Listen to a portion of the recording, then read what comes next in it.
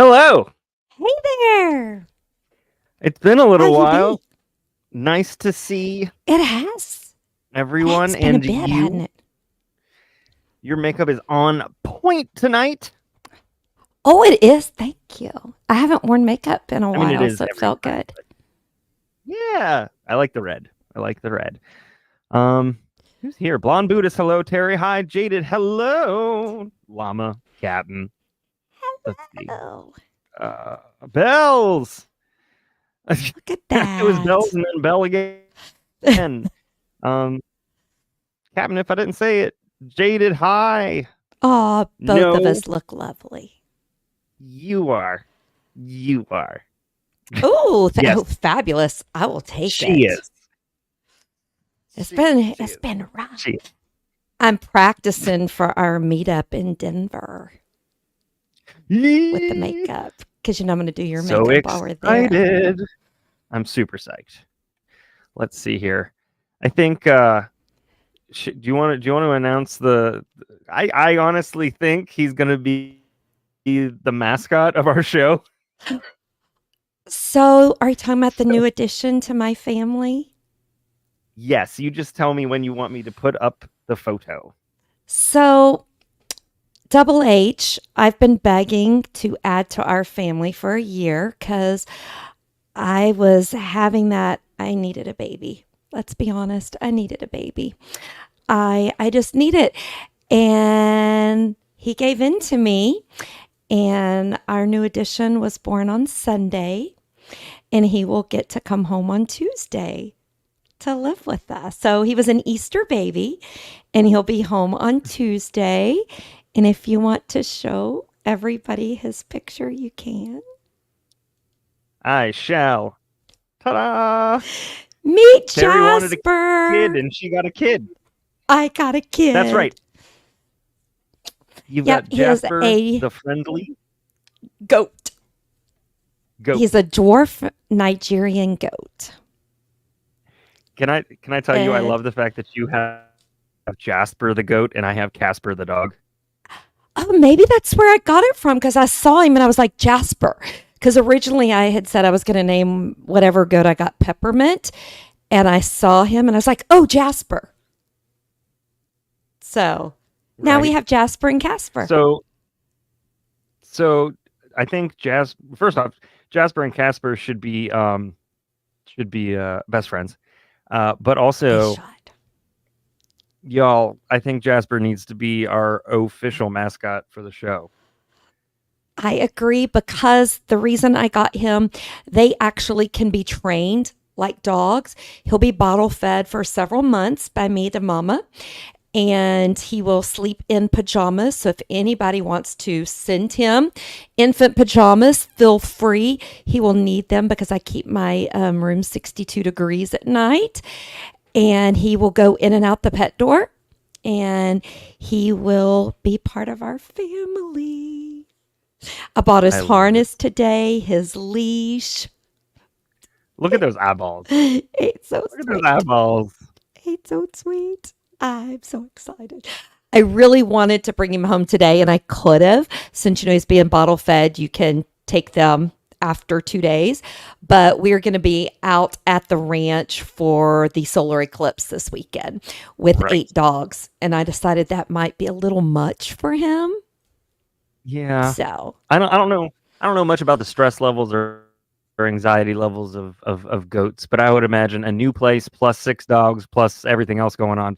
The 8 fact that the dogs. sun's going to be blocked is going to freak everything out. So Yeah, 8 dogs. 8. That's right. Because our neighbors, forgot to make who we're going to, they're gonna be. But yeah, what's a baby Bjorn? What's that? I think it's the cart, isn't it, Kevin?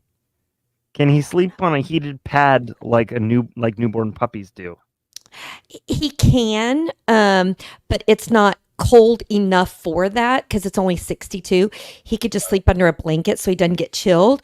If it was like 30 degrees, he would need a little heating pad. Like he will not be able to sleep outside in the hammock with me. This is the baby Bjorn.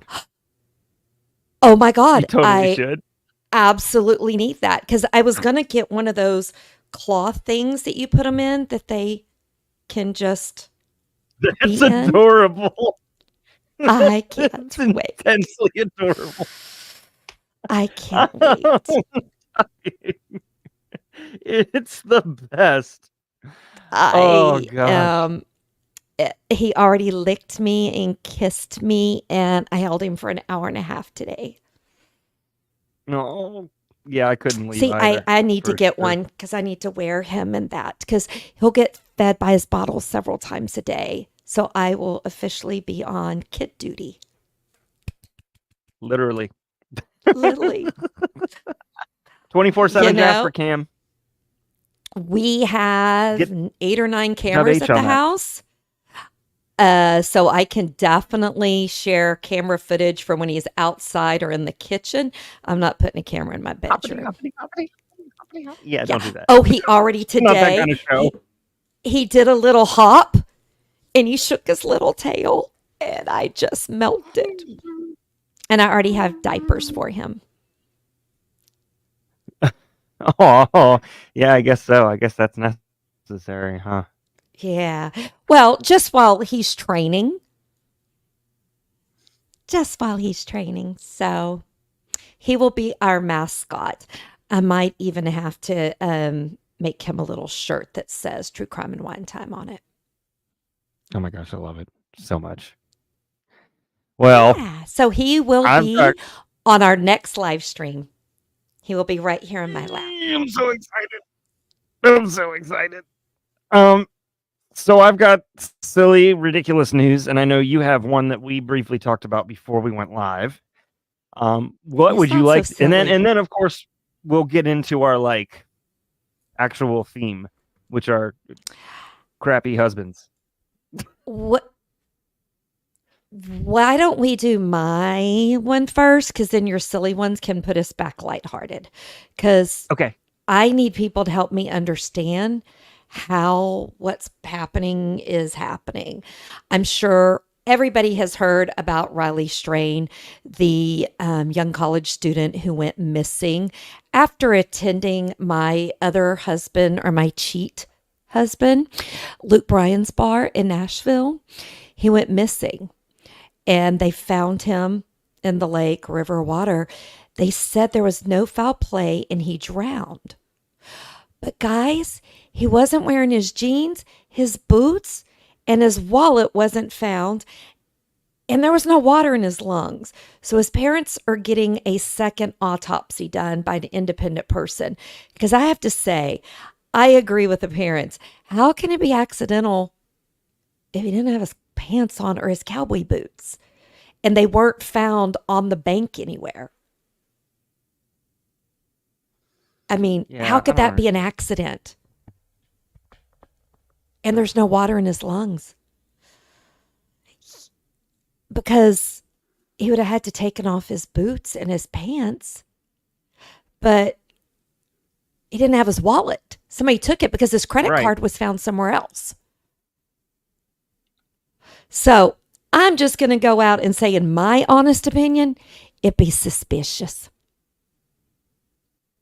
Yeah, very suspicious. It I don't. reminds me Yeah. of the guy and the guys that they keep finding here in Austin and Lady Bird Lake.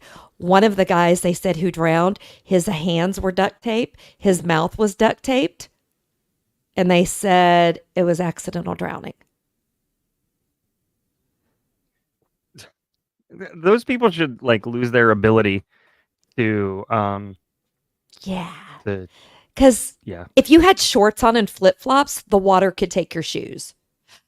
But cowboy boots, Right. if you've ever worn No. cowboy boots, that's a reason why they make devices for you to put your foot in to take them off. And looking at the videos of how drunk he was, he would have just thrown them on the side of the. So I'm going Yeah. to say suspicious. So I like the fact that his family is saying they're going to get an independent autopsy. And guys, let's be honest, cops are not always right. They are still humans. So are medical examiners. Yep. So I think Yep. more to come on that one. Correct. Oh yeah. No. and I'm sure you will keep up with that one. I can't keep up. Yeah. Holly just said her sister one time slept in her boots because she was too drunk to take them off. I will neither confirm nor deny. I might have done that multiple times in my younger days. But like, if you're super drunk and you don't want to take your boots off or whatever, just add one more shot of tequila, close off, and you're good. You're set. Oh no, I take off everything but the boots and jeans because I couldn't get the boots off, but I took off the top half because I was too drunk to get the boots off, so I had to sleep in my jeans. And they were called Rocky Mountains back in the day. I don't know if I have ever been too drunk to de-shoe. Yeah, I have. Okay, I just confirmed it. You did. I just confirmed If you it. have on jeans, you have to leave them on. You have to. Belle You said, have I to. had Rockies. Oh my God, they made my butt look good. And they did. Rockies, were they like bought out or they're no longer? Oh, I don't know. I grew up and had kids. I don't know. Rockies. I had them in jeans. all colors. I even had some that had the little chap flaps. Yeah, they were the Is thing. that- These are not. I just typed in Rockies jeans. I'm not seeing anything Rockies. I'm seeing things that are like Rockies jeans. Yeah, so I don't know. I'm old now. I wear jeans with lycra in them. I like those jeans that are stretchy. Yeah, I'm a fan. Hey, Sam. Oh man. Well, by the way, we before you always talk get about. into your silly thing, have we officially announced everybody where we're going to be in July celebrating my birthday? No, I don't know if Well, we have. I don't think we have. So why don't you share that wonderful news since you're going to be two-timing that weekend? It's going to be a threesome, guys. Sure. Let me make sure. It's going to be a threesome. Two-timer is a lovely Kiss song. Okay. So we are going to be at the True Crime and Paranormal Podcast Festival. It is going to be from July 12th to 14th, and it is in Denver, Colorado, at the Denver Marriott Westminster Hotel.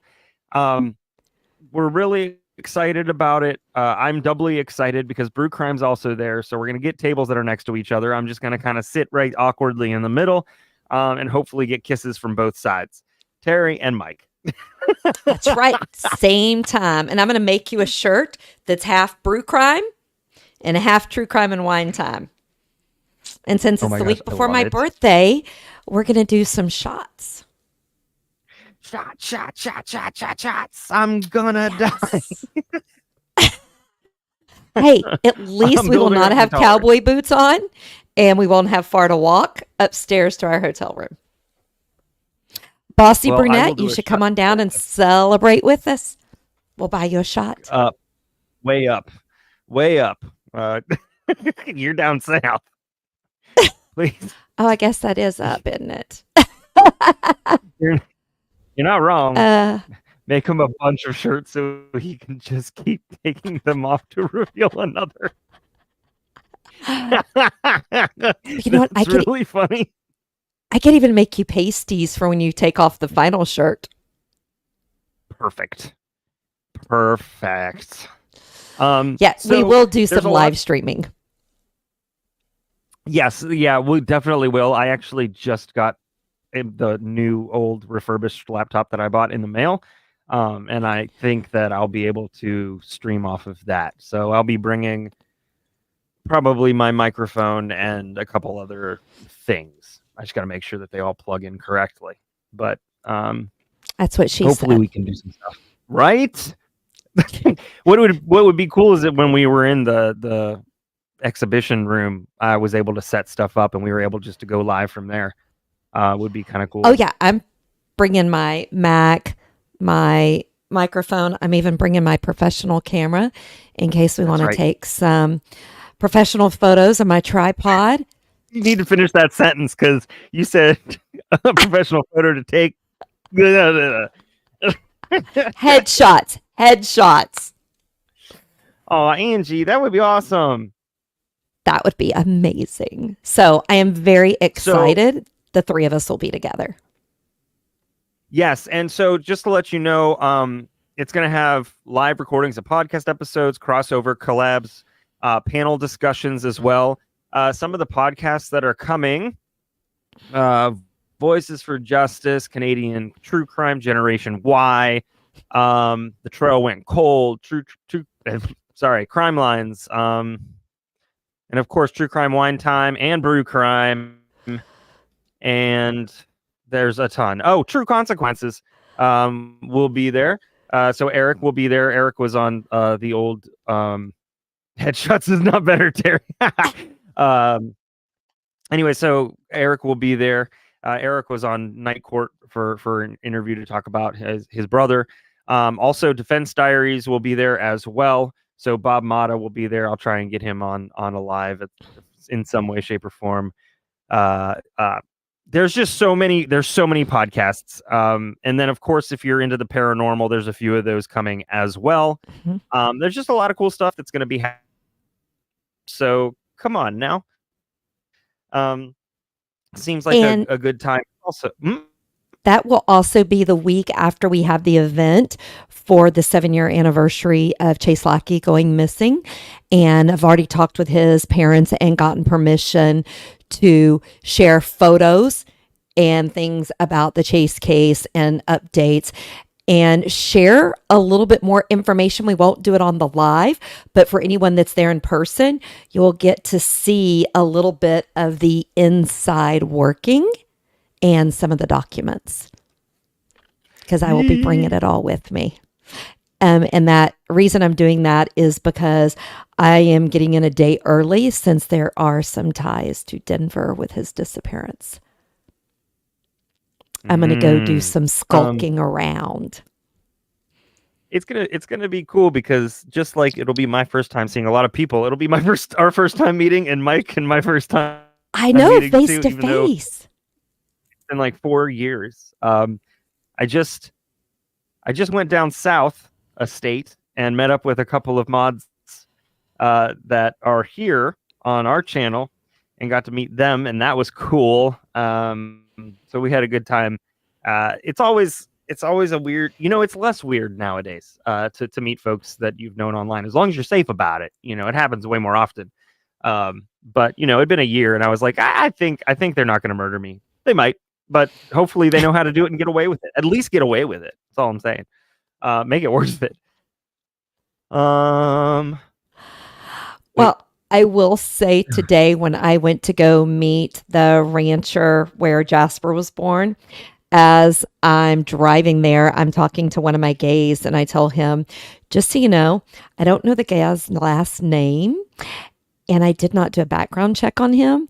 And I'm driving 8 miles down a farm road and there are no people. And it's a little scary. And I was like, so please keep track of where I am in case I go missing and I get buried by the goats or the pigs. But he's lovely. I don't know where to go from there. I know, like, I didn't get murdered. You didn't get murdered. It's all good. Uh-oh, you met the mod most likely to murder you. It's true. Luckily, she likes me. So, okay.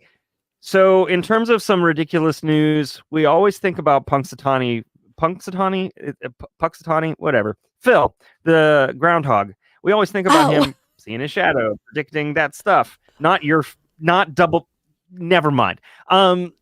So we always think about what he does, but we never think about his life other than that appearance. It's like we only care about that. So as of March 28th, 2024, let's see where it is. So Phil has a wife who's a groundhog. Obviously, that's really stupid. I shouldn't have to clarify that. But Hey, her name is no, Phyllis. do not take that. I mean, he could be married to a mole. You're right. You're right. I shouldn't. Yeah, I don't. I'm not quite sure what phrase would go where there. Do not So I'll just stop while I'm stereotype behind. him. Do not stereotype him. Right. Well, Phyllis and Phil have become parents. Phyllis gave birth to 2 healthy babies, didn't specify their sex or give names for either one. Pleased to announce that Puxatawny Phil has had his first children. We believe they are 2 baby groundhogs. We believe there are. And that Phil and Phyllis have started a family. They said we're pleased about it, and I talked to Phil with my cane, which lets me speak groundhogese. And Phil could not be more excited about his family starting. And now we will never, ever know whether it's going to be longer winter or not, because he's going to be sleeping. He'll be so tired because of the kids. You know, that's true. I have to tell you, a groundhog is one animal I've never wanted to own. You know, yeah, probably not. The teeth. I have mole issues that we've had to deal moles with. And voles here. Yeah. Yeah, they destroy your yard. I need an Anne Rice series about Phil. I do have to agree. How are these his first children? Or is he a late bloomer and he finally settled down because he's just been sowing his oats all these years? I mean, maybe, he was really focused on his career. He's getting to the big hole, and that's where he's televised and excited. So he was working real hard. He finally settled down after he had been there, and he realized that he needed something more. It just wasn't enough. So that's Phil. Now we're thinking about Phil in the off season of Phil, which is literally any other day except for Groundhog Day. Now Phil's having a great day. This guy is not. A Long Island scientist copped to running a Breaking Bad style meth lab that initially landed on police's radar when he called about a break-in at the facility last year.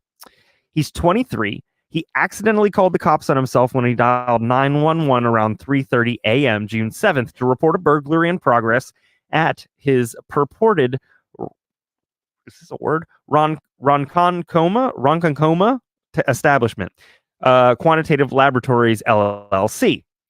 When they reached the scene, they found broken glass at the entrance of the lab, a facility that they eventually realized was secretly manufacturing and pumping out meth and other controlled substances, including the hallucinogenic dimethyltryptamine. He's what you would think he would look like. I'll show you in a second.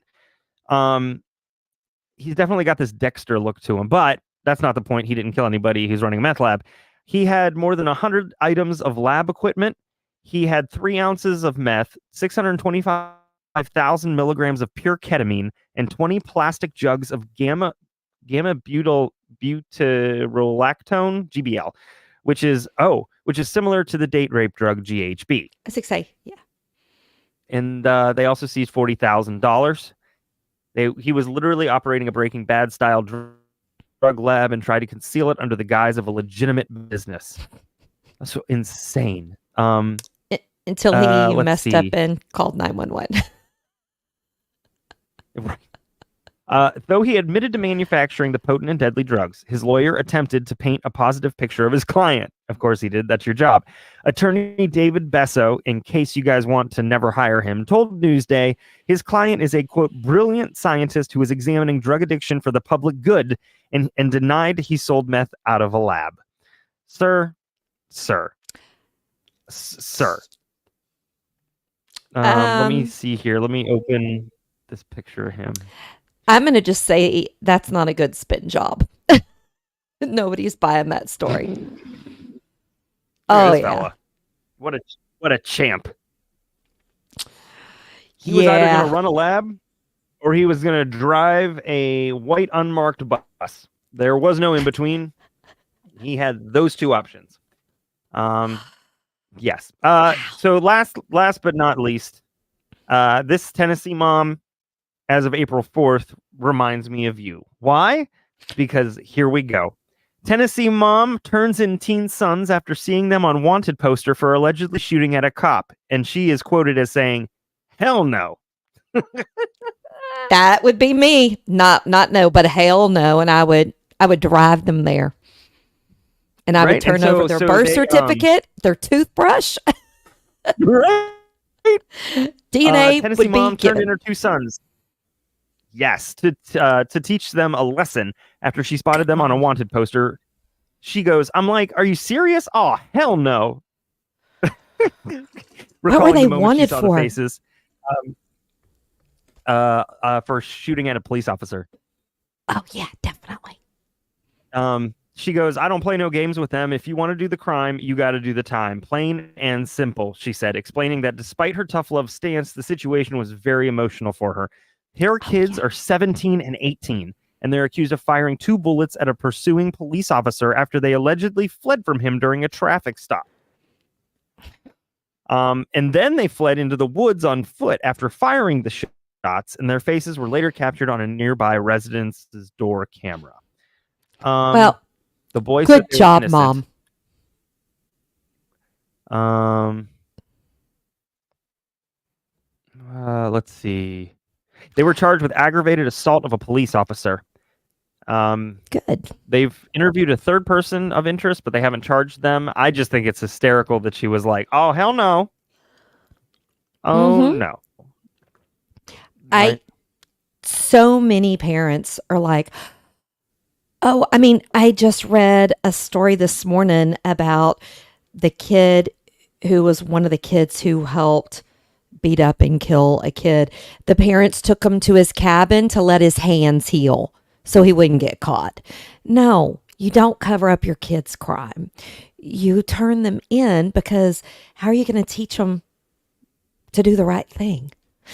So, a funny story, and I will not share the video. Talking about turning in your children. How about turning in your grandson? When you ask Double H, grandson, when he was here for spring break, fell and hurt himself. So I asked Double H, I said, hey, will you pull up one of the cameras out front and see if we caught him? When he fell, I want to see exactly how he fell. He's like, no, he goes, he was around the rose bush. But I did catch him pulling down his pants and taking a leak into his Tonka dump truck, pushing it around and then dumping it on the grass. So me being the grandmother I'm a good mama. When he was here for Easter this past weekend, I said, hey, you know how mama tells you that to be a good person, that means even when you think no one's looking, you have to do the right thing. He goes, uh-huh. I said, well, let me show you this video that Papa found. And I showed him the video, and he looked at me and he goes, uh-oh. I said, I said, you can't be doing that. And I didn't let him play. I didn't let him play with that truck the entire weekend. I told him he was grounded from it for his improper use of it. Listen, my uncle always told me, be good or be good at it. So just get good. That's all. Just get good. You know, what he could have done was disguise himself like this person. This story comes courtesy of Angie, but I'm just going to hit this video. I don't have the audio playing because I don't want to get cut. But let's take a look at this real fast. So this person is going to steal a package off of a porch, and he is dressed in a trash bag in order to avoid detection. Look at this. Look at this moving trash. It looks like E.T. with the robe on.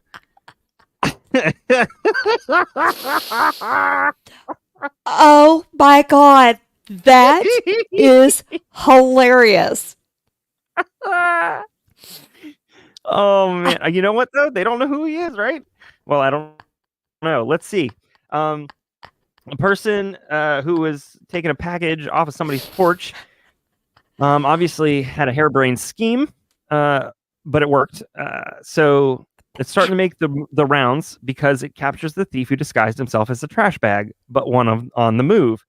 So He's a piece of trash. The owner said he couldn't believe his eyes, thinking someone was playing a prank on him. At first, I was kind of angry at it was something I was expecting, but at the end of the day, it was kind of funny. Unclear if he saw this after the fact or watching in the act. In any case, he's not really bent out of shape about it. So they don't know who this person is. There wasn't really a loss to it, but I'm quite fascinated to see if they ever figure this out. So that made me so happy. Oh, that's unfortunate. I did read another, one last story about this guy who was a shoe collector who was having problems with porch pirates and decided that he was going to get them. And so he basically filled an entire shoebox with poop. And so it's really funny. Yeah. So, anyways, crazy stories. Was that guy in the trash bag in Florida by any chance? Because that looks like it should be a Friday Florida man thing. All right, hold on. Let me just check. I'll make sure. Sacramento, California. Oh. Darn. That is such a Florida thing, I would think. It is very much a Florida thing. I don't know. That's something else. That's all I got to say about that. All I want to say is that package couldn't have been very big to fit underneath there. It didn't look very big. I hope it was something good. That's what she said. Okay. It was staring me in the face, and that's also what she said. So who am I going? Am I going first? You are, but first, what are you drinking? Oh, yeah, that's probably going to be important to know by the end of this. So I found I like to do the combo, like you can pick your own beers because I get a good chance, taste of everything. But Buffy said the other Florida. These days, maybe an Ohio thing. You're not wrong. We keep clicking the same thing. Okay, so this is Beal's Beer. It's based out of Bedford, Virginia. So down the road, but not really. It is called the Rainbow Connection. It's a New England IPA. So that's one of the things that I have drinking. And this IPA has orange, pineapple, peach, guava. It's actually really good. It's probably one of the smoothest IPAs I've ever had. But then I got these for Mrs. Brew's Crime. And I was like, well, let me put these on because why not? We're not sponsored by them. Because you're an Indian giver. Right. That's what I am. No, this was a bottle of wine. No, next thing. That was the next thing. All right. So what are you drinking? Well, before I tell you that, you have to try, if you can find it, the peach Shinerbach is really good. Well, I'll have to check that out. Yeah. So because we're going to the ranch this weekend, I did not want to buy several bottles of wine. So I've been hearing about Black Box, Sauvignon Blanc. So I bought a box and I'm trying it tonight. And I have to say, this is damn good. And we're not sponsored by them. Yeah. But this is damn good. I was worried. I was like, oh boy, it's not going to be great, but I'll try it. No, it's good. What is cat? I had their Merlot. I had their Merlot in a box, and that was really good. Was it good? I thought it was going to be chalky because sometimes Merlot in a box can be chalky because it's heavy to begin with. It was decent. They did a good job. Yeah, I thought I really thought it was not going to be great, and either I'm getting old and my taste buds will just take anything, but I like it. And the other thing I like, Double H can't tell how much I'm drinking since it's in a box. Heyo. Which is always a plus. And it's in a black box. So I will be drinking this during the solar eclipse. Yee. Captain, yes, I believe so. And they're also, it's made, I believe. It's at least distributed in Virginia. It's no, I think it's produced in Nellysford, Virginia. That sounds like a made up name, doesn't it? It does. Let's see, where's Nellysford?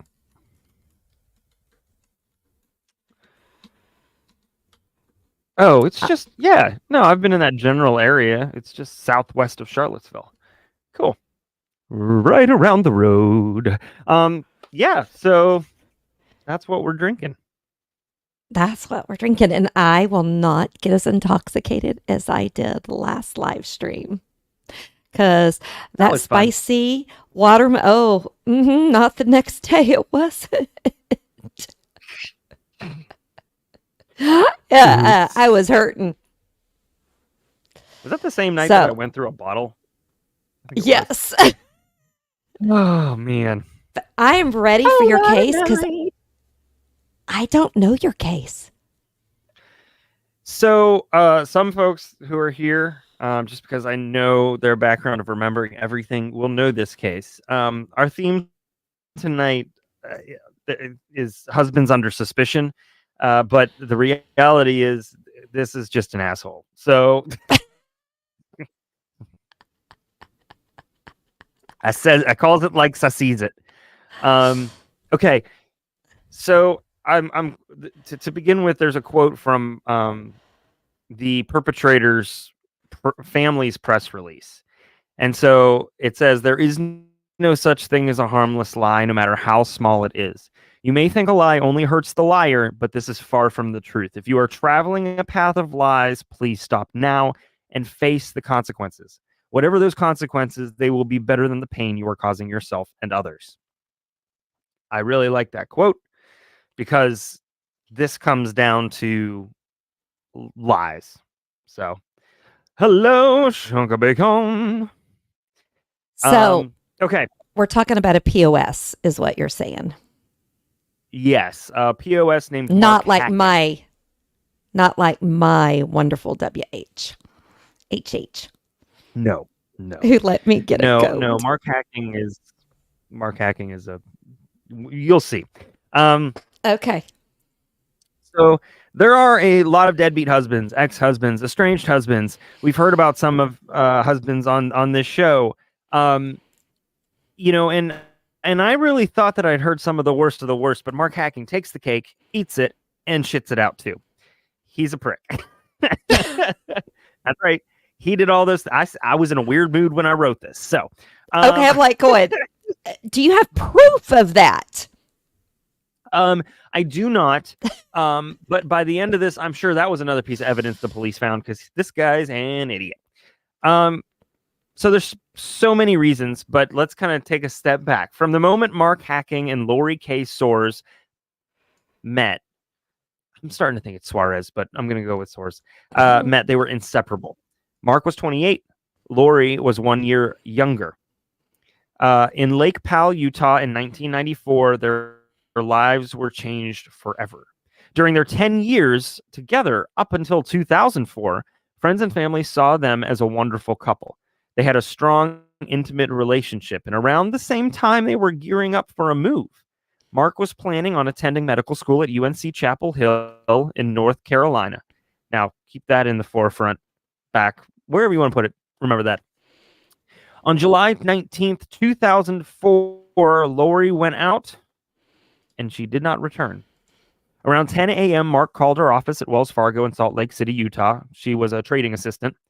Her coworker let him know that she never made it into work, which was super unusual. She was always punctual, which, in short, on time to your job, because it's a good way for people to tell right away that something happened to you, or, probably because you should be on time to work. But, I mean, I feel like that's one of the best ways that you can prove that somebody's missing is to have a professional setting say they were always punctual. If they needed to call out, they called out ahead of time. This is weird. I agree. Like you and me, they'd be like, yeah, no, they're late all the time. I got kids. I got kids. I got life. I got hell. We're special. Super, super duper special. So upon realizing that something might be wrong, Lori's supervisor took the phone, spoke with Mark. Mark told him that Lori went jogging that morning, but she hadn't returned home. So the next logical step, call the police. So Mark did just that 7 minutes later. Now, when he called, he let the police know the same thing, said that she went jogging the route she did he went jogging the route she did in order to look for her. He said he found the car at the entrance, but there was no sign of Lori. Apparently, they told him they were going to look into it, or they gave him the brush off. Why? Well, he called the police a second time around 10:49, and he asked again for assistance in finding his wife. So my question is, what are we used to law enforcement saying about missing people? They have the right to go missing. That's one of them, yeah. Or they have a certain amount of time before they start looking. They have to wait 24, 48 hours. I feel like that's changed a lot. This is 2004, which unfortunately is 20 years ago, which hurts my soul. Wait. What did you just say? It was 2004 was 20 years ago? No, it wasn't, honey. It was 10 years ago. You don't math, remember? I do. It's 2024. I said 2004. Killing me. I know, but you're killing me. That means I'm... Okay. Enough? Yeah, I'm enough. Time is an illusion, Captain. You are correct. Time is an illusion. Oh, yeah, we can do that for sure. Okay, is Monkey Butt in the building? I don't know if she's jumped on yet, but I just got a message okay, you let me know. She will be joining. I will. She's gonna say hi. Okay. Okay, cool. Okay. So I'm in love. I'm in love with a stripper. I'm 28 and holding, someone says. 28 and holding. That's true. It's true. Okay. So he called the police. He called the police a second time. They basically told him, quote, they generally responded to missing persons calls after 24 hours and suggested he call hospitals and the jail. Honestly, no matter how I feel about this dude, that's kind of an effed up response. I've never understood why when they tell you the first 48 hours are the most critical, but yet you've got to wait. That's like I've never what I wrote here in my life have understood that. It truly, I mean, they say the first 48 are incredibly important. I would assume that actually comes from statistics in finding a missing person. So why the heck are you removing 50% of your time? Like, I understand it's not easy to redirect a ton of like personnel, right? You can't just pull them all off to this. You can't do that all the time. But like send somebody out to at least talk to the person or investigate the area. I don't understand. It's weird. It makes no sense to me. Some law enforcement in some counties and cities, they still follow that rule in 2024. I was just listening to another podcast where if the person's over 18 and there's no evidence of anything. So on this podcast, they said, be sure to kick a vase when you're pulled out of your house, do something. Because if there's nothing suspicious, wherever this was, they said they had to wait 48 hours because the person was 30. So I am going on record here and saying, if I am missing, I did not do it by choice. It's on record, so you can take this to the police and say, we have her saying, I would not ever put my husband or my kids through it. Monkey Butt just said hi.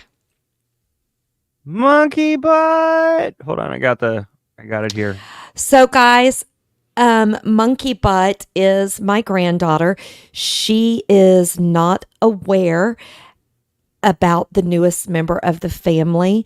So I decided JT is going to share the photo again so that Monkey Butt can lose her shit literally. I'm just going to leave this here. I'm just peeing on the floor That's when what you they're do, taking me out. Shunka. But All so, right. Monkey Butt, I love you, but guess what I did without you? Meet your new husband, Jasper. Jasper, the Or the friendly friendly goat, the goat. friendliest goat you know. And he will pee on the floor. Just like Casper peed on my shirt tonight, right before I hopped on. But, He was outside for 20 minutes. He uh-oh, got muddy as hell, and then he come up here. she just She said, how said, dare. "How dare you? How dare you?" Well, Monkey I don't know Butt, where she gets I the dramatics from. promise that you can help bottle feed him when you come for the month of June, and he can sleep in your bed. If it makes you feel any better, I will never in the near future meet Jasper. So all yours. Because if I meet Jasper, you might hear about a funny story of a guy trying to smuggle a goat in his pants back on the plane. But we do need Jasper and Casper to meet. Would that not be That amazing? needs to happen. That would be So ridiculous. I don't know what Casper would do. they'd probably pee on each other. So, but we'll get back Right? to a-hole now. Yes, let's do that. That's Okay, the first CPS. time I will ever say that. Nobody calls CPS on me for letting my grandchild sleep with the goat, okay? She's not going to A&M yet, so we don't have to worry about her doing anything bad with the goat till then.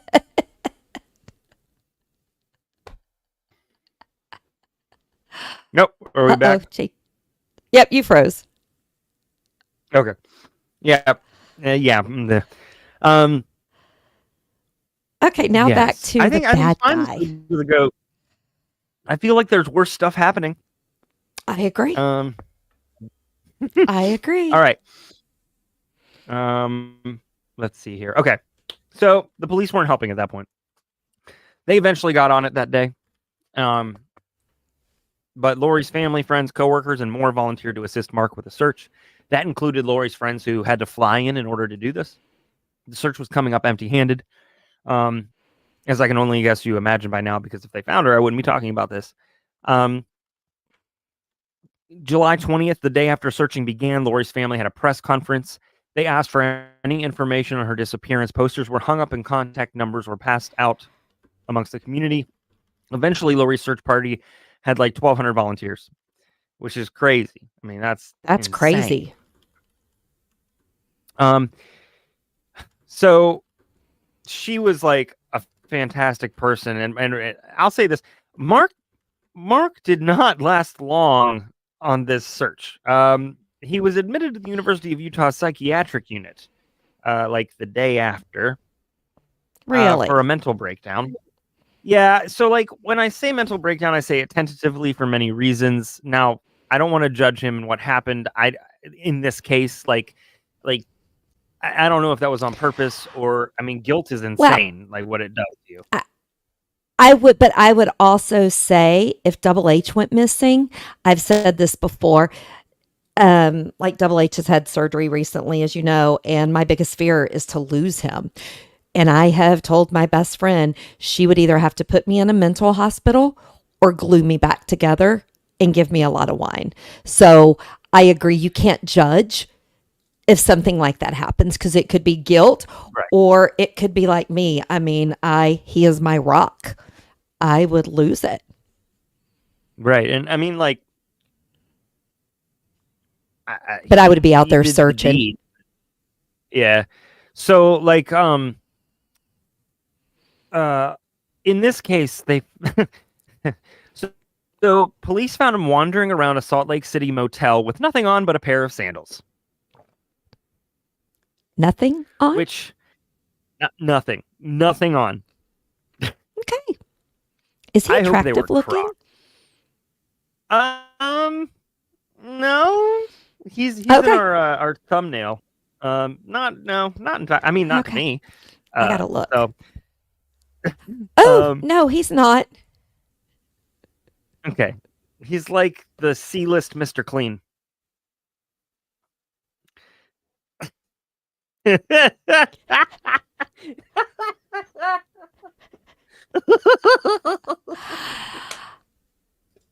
Got me laughing like the Joker over here.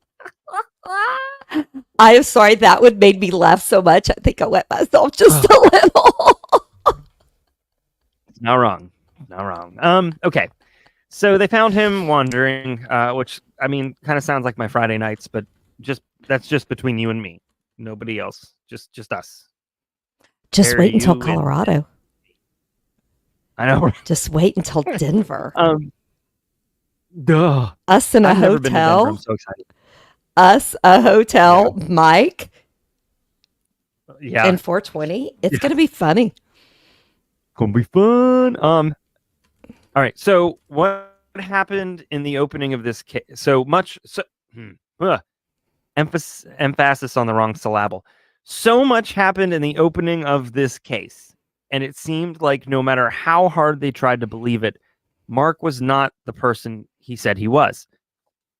And this wasn't like, quote, I'm going to go to the library or something, and instead he goes to a Starbucks. Or it's not even, I'm going to go to a church small group Bible study, but then goes to a strip club. Like, it's not like this. I consider this far worse. So he told Lori and her family that he graduated with honors in psychology from the University of Utah. And then he told them he was accepted into the medical school at University of North Carolina at Chapel Hill. Dude, Shunka, I don't know what the heck's going on. I wish I could get fiber internet. They'll never bring it to this neighborhood. I'm almost certain of it. I'll make myself smaller. Oh my God. Maybe it'll make it a little bit. I thought she was saying you needed more fiber. I was sitting here going, why does she think he needs more fiber? What do they know that I don't know? We shared a lot on Night Court.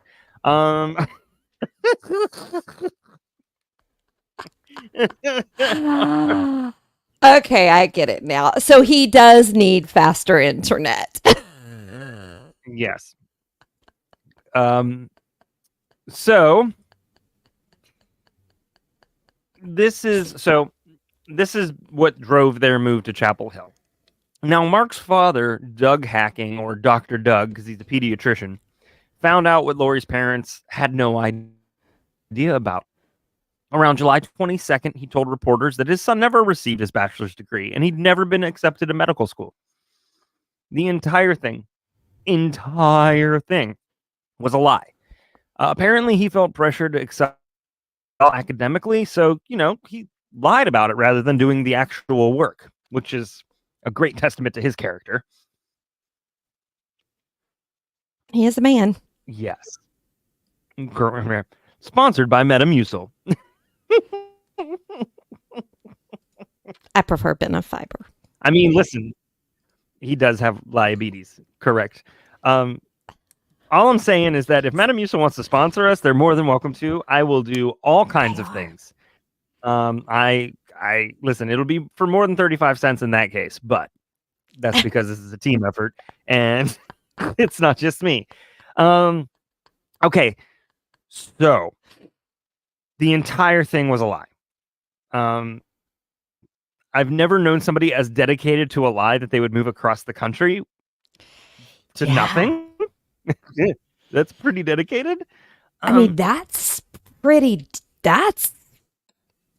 bold.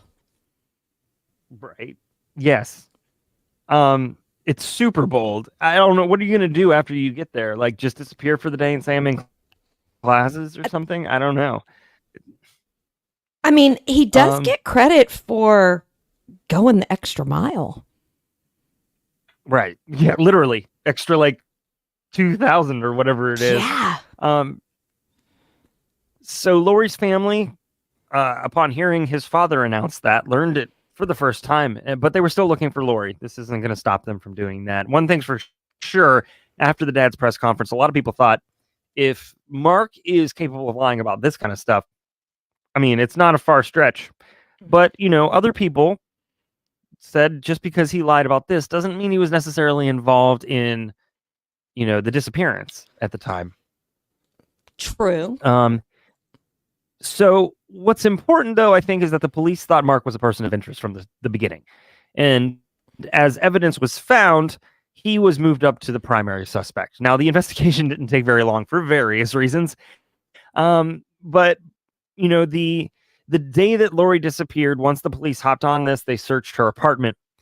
Now, they're going to check that off the list, except they found some stuff in there and elsewhere that had them convinced that this was not a missing persons case, but a homicide. So let me tell you what they found in the apartment. Here's what they collected: the couple's box spring, a receipt for a new mattress and bedding, a bloody knife found in the bedside drawer in their bedroom. Now, far be it from me to kink shame. You do you, boo-boo, but probably not great to leave leave it in the bedside table. Well, where else are you supposed to leave it? He took everything else out. I don't know what the issue is. So they found that. They found pieces of carpet, clothing, a letter found in a spare bedroom, allegedly at the time written by Lori. They also found things in surrounding locations to the apartment as well. And these are important because it all kind of connects. They found they took the trash bin outside of their apartment, a cut-up mattress that matched the box spring found in the house. This was in a trash bin near the University of Utah hospital where Mark was an orderly. They also found a clump of dark hair found in the dumpster where near the hospital. They had material taken from vehicles owned by Mark and Lori, and they also found surveillance videotapes from the hospital, a Mormon church near the park where Lori, quote, disappeared, in a convenience store. So they found all this stuff pretty quickly. Did you just say he was working as an orderly? Yeah. Yeah. And nobody found that suspicious? Don't be suspicious. Don't be suspicious. Hey, don't be suspicious. And by the way, oh, some would like clarification of what was found in the bedside table. In the bedside table was a bloody knife. Oh, not a toy. No. Well, when you said no kink shame, I was thinking a toy, and I was like, well, why wouldn't you have it in the nightstand? I mean, where else am I like supposed to keep it? Okay, I guess they could, but that needs to be run through the dishwasher and not kept in the nightstand. Right. I agree with you. Shunka, there was no Walmart footage that I am aware of. I know the convenience store there is for sure. So Mark wasn't exactly as clever as he thought he was. And he was realizing that his life was falling apart. This is how this ended up. Police found out that when Mark said he was looking for Lori in the park between 9:45 and 10:23, he was actually buying a new queen-size mattress at the local store. They found that on the receipt. So he wasn't looking for Lori. He was buying another mattress. When they found Lori's car, they discovered that the front seat was adjusted to fit a taller person. There's that. And that's not the dumbest thing in the world. They also found, this is the dumbest thing in the world. When they were looking through and searching the apartment, they found Lori's car keys in the apartment. So if she drove to the park to run, but her keys were in the apartment. How does that work? Yeah, that's my thing, right? So it's pretty obvious Mark was involved in this at that point. Just saying. No, he didn't even do that. There was not even anything, and you'll find out soon. So despite the time, despite Lori's family remained positive. Even if she was dead, they wanted to be sure to find the body so that she and her possible unborn child could receive a proper burial. That's right. I added a whole nother layer to this, which sucks. Really? So you had to do I'll that explain that in a second. Sorry. So Lori told some of her coworkers and friends that she was around 5 weeks pregnant. There's no reason to think that she was lying about that. There's no reason to think Lori lies. If it was Mark, I'd have a question. But it is important to say,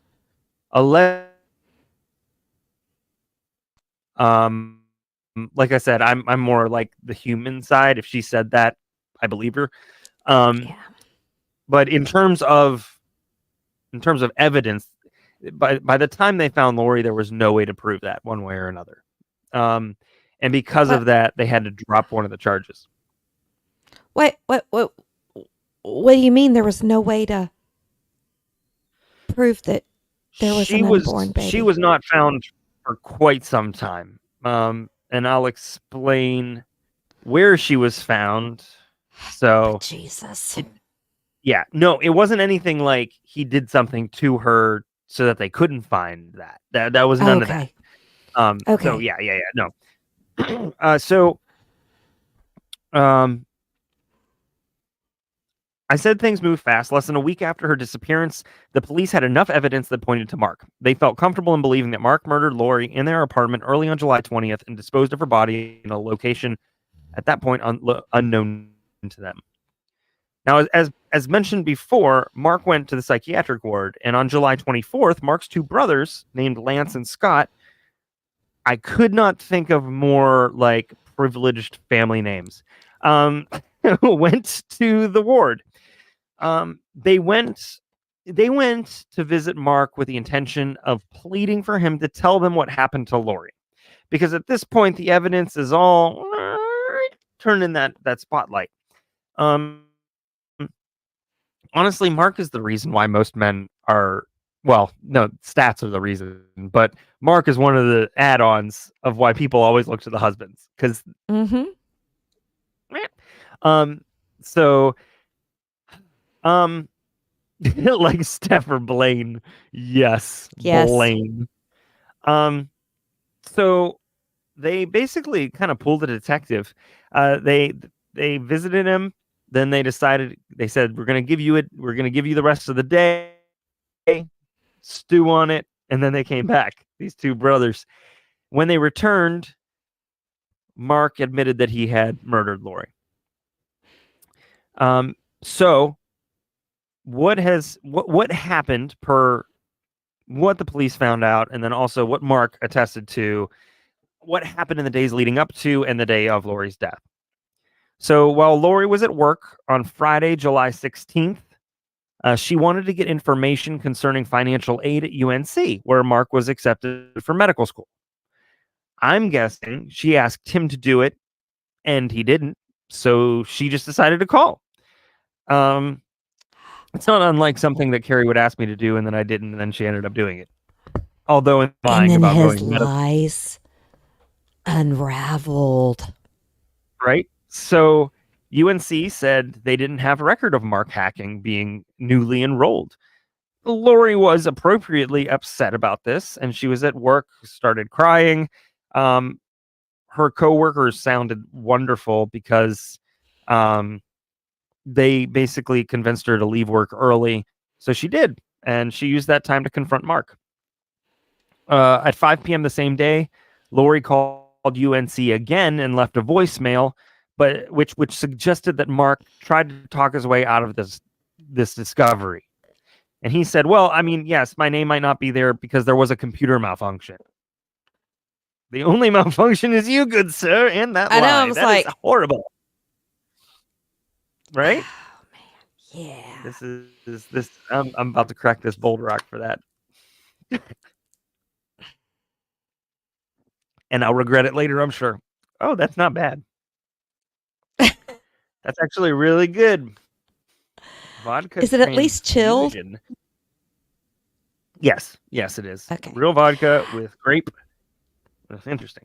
Fascinating. So I have to ask, was he just trying to buy a little bit more time, or did he really think he was going to get away with that second lie because the first one didn't work?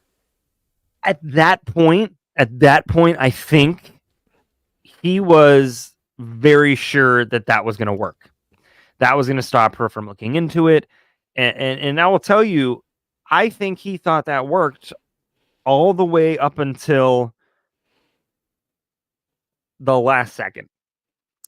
And so as I explain this, I'll kind of point out what I'm talking about. So Lori, here's the weird thing, is that Lori made that call to ask specifically about the computer malfunction. Later, The two of them that night went to a party at her supervisor's mountain cabin. And it was said that they got along really well that evening. Um, i- the thing is, She was though, faking is it. I mean, that I'm just right? going to say, um, I can remember being married to a POS, and everybody thought things were hunky dory. Because let me tell you, women, we know how to fake it until we're ready to get the heck out of Dodge. Yeah, yeah, and I think that this is the case because, like, we let's be honest, we always see the rose and we never see the thorns, right? We think Mm-hmm. everybody's life that's depicted online or whatever is perfect, even in person is perfect. I mean, like, how many times have you had a small tiff, but then you go out and it's just like, we're going to put this to the side, right? Mm-hmm. I mean, it I happens. mean, even Double H Um, has thorns. when he's doing gardening, yes. No, but I mean, he's not perfect. I had somebody tell No, me recently, God, you have nobody. the most perfect husband. I was like, oh, let's have a chat. He's not perfect. He just puts up with me No, well. nobody. I'm a damn mess. For sure. Uh, so again, it could be a ruse. 2 days later, after that, Mark finally admitted that he lied about his education and future plans. And I don't know whether he was waiting for a pat on the back or a "it'll be okay" or "we'll figure this out," but obviously an argument happened because, Ob- duh, Obviously. right? So here's where I get confused as to, you know, what did he really think for how long he did? Because Lori decided she was going to bed. Like, they had an argument. She was headed to bed. Mark stayed up playing Nintendo because that's just how that works. Now, I don't know if it was an actual Nintendo or just somebody's use of Nintendo, as in meaning any game system. Um, Right. but he played Nintendo, but he continued packing moving boxes. I don't know why. That's what that's what confuses me, That's right? why. So there's Why did he there's keep packing? so there's two things, right? There's two reasons. One, he's just completely out of it, thinking that it was still good, the move was still going to happen.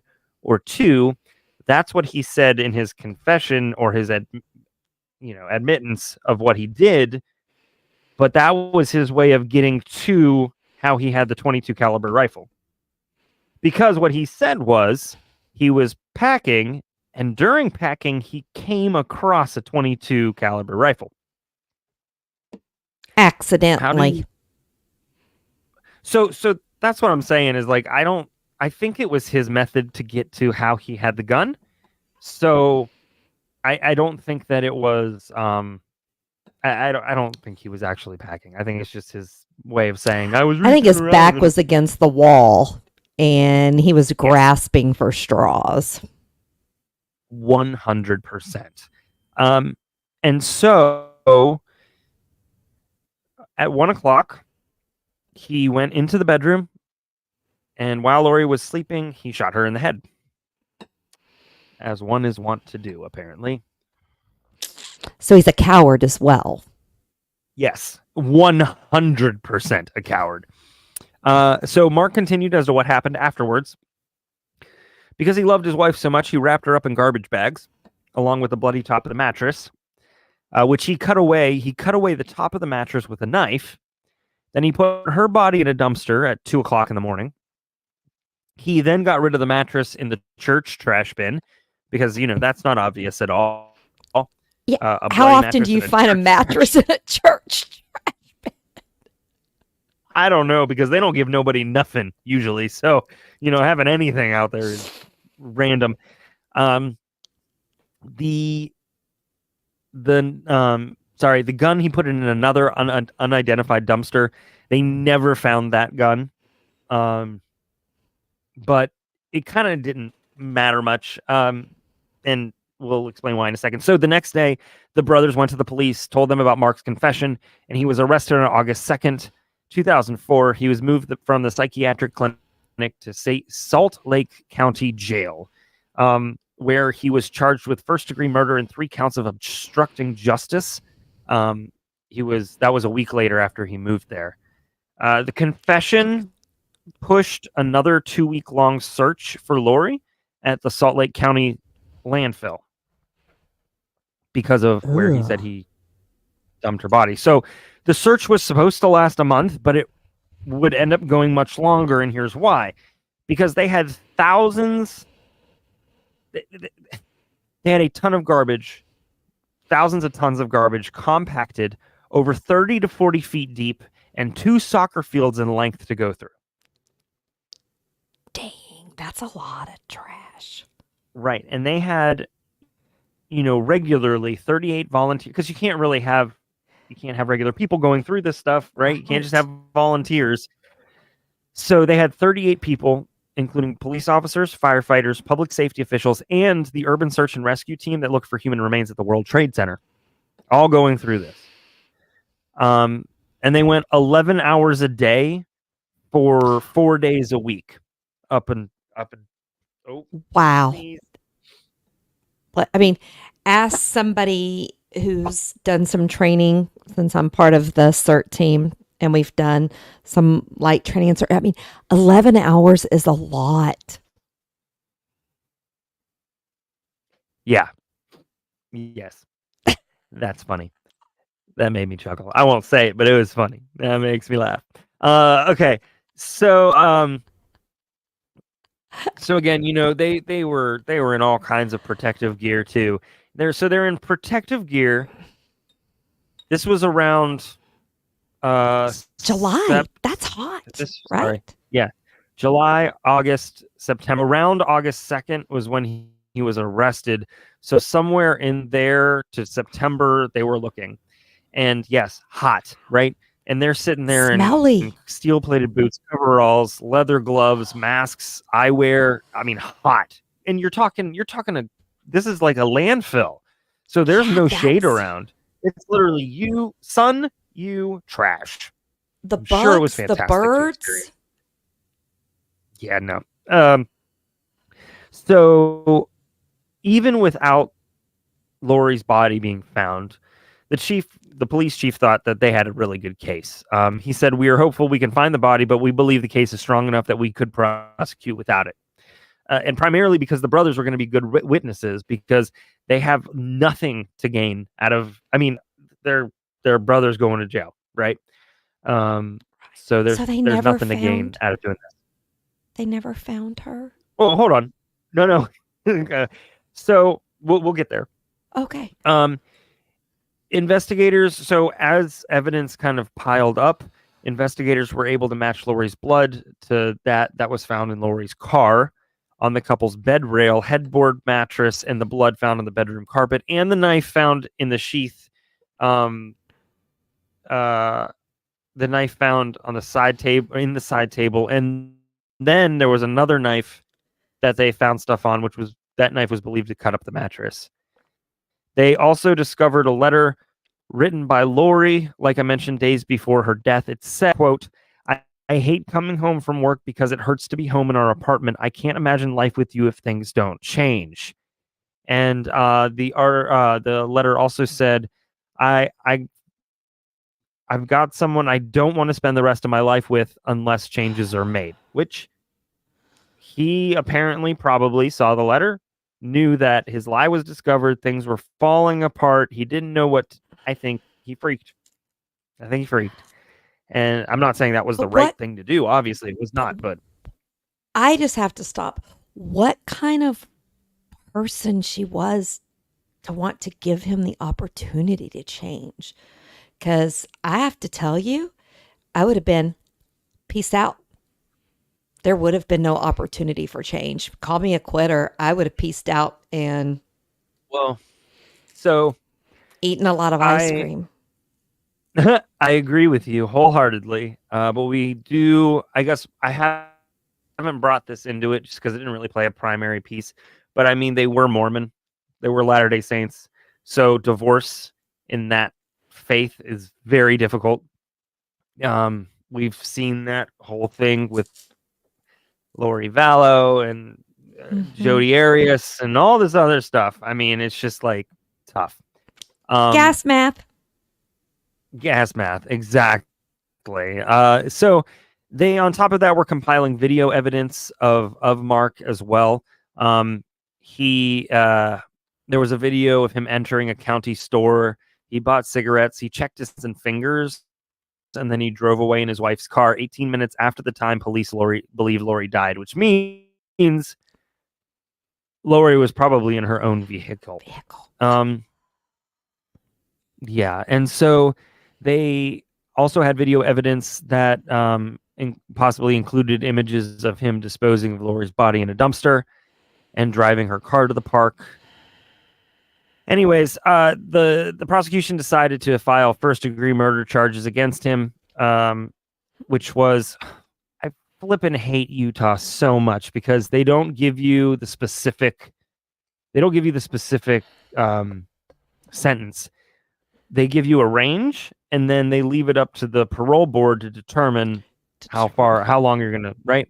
So, what they were hoping for was 5 years to life in prison. But that's because a mighty big Lori's range. Right. Yeah, right. Lori's body was absent still. They didn't have it. So around, hold on, I'm looking here. What did I say? All I know is if you say he only got 5 years, we're going to want to mute my microphone because I'm going to have a litany of stuff come out. No.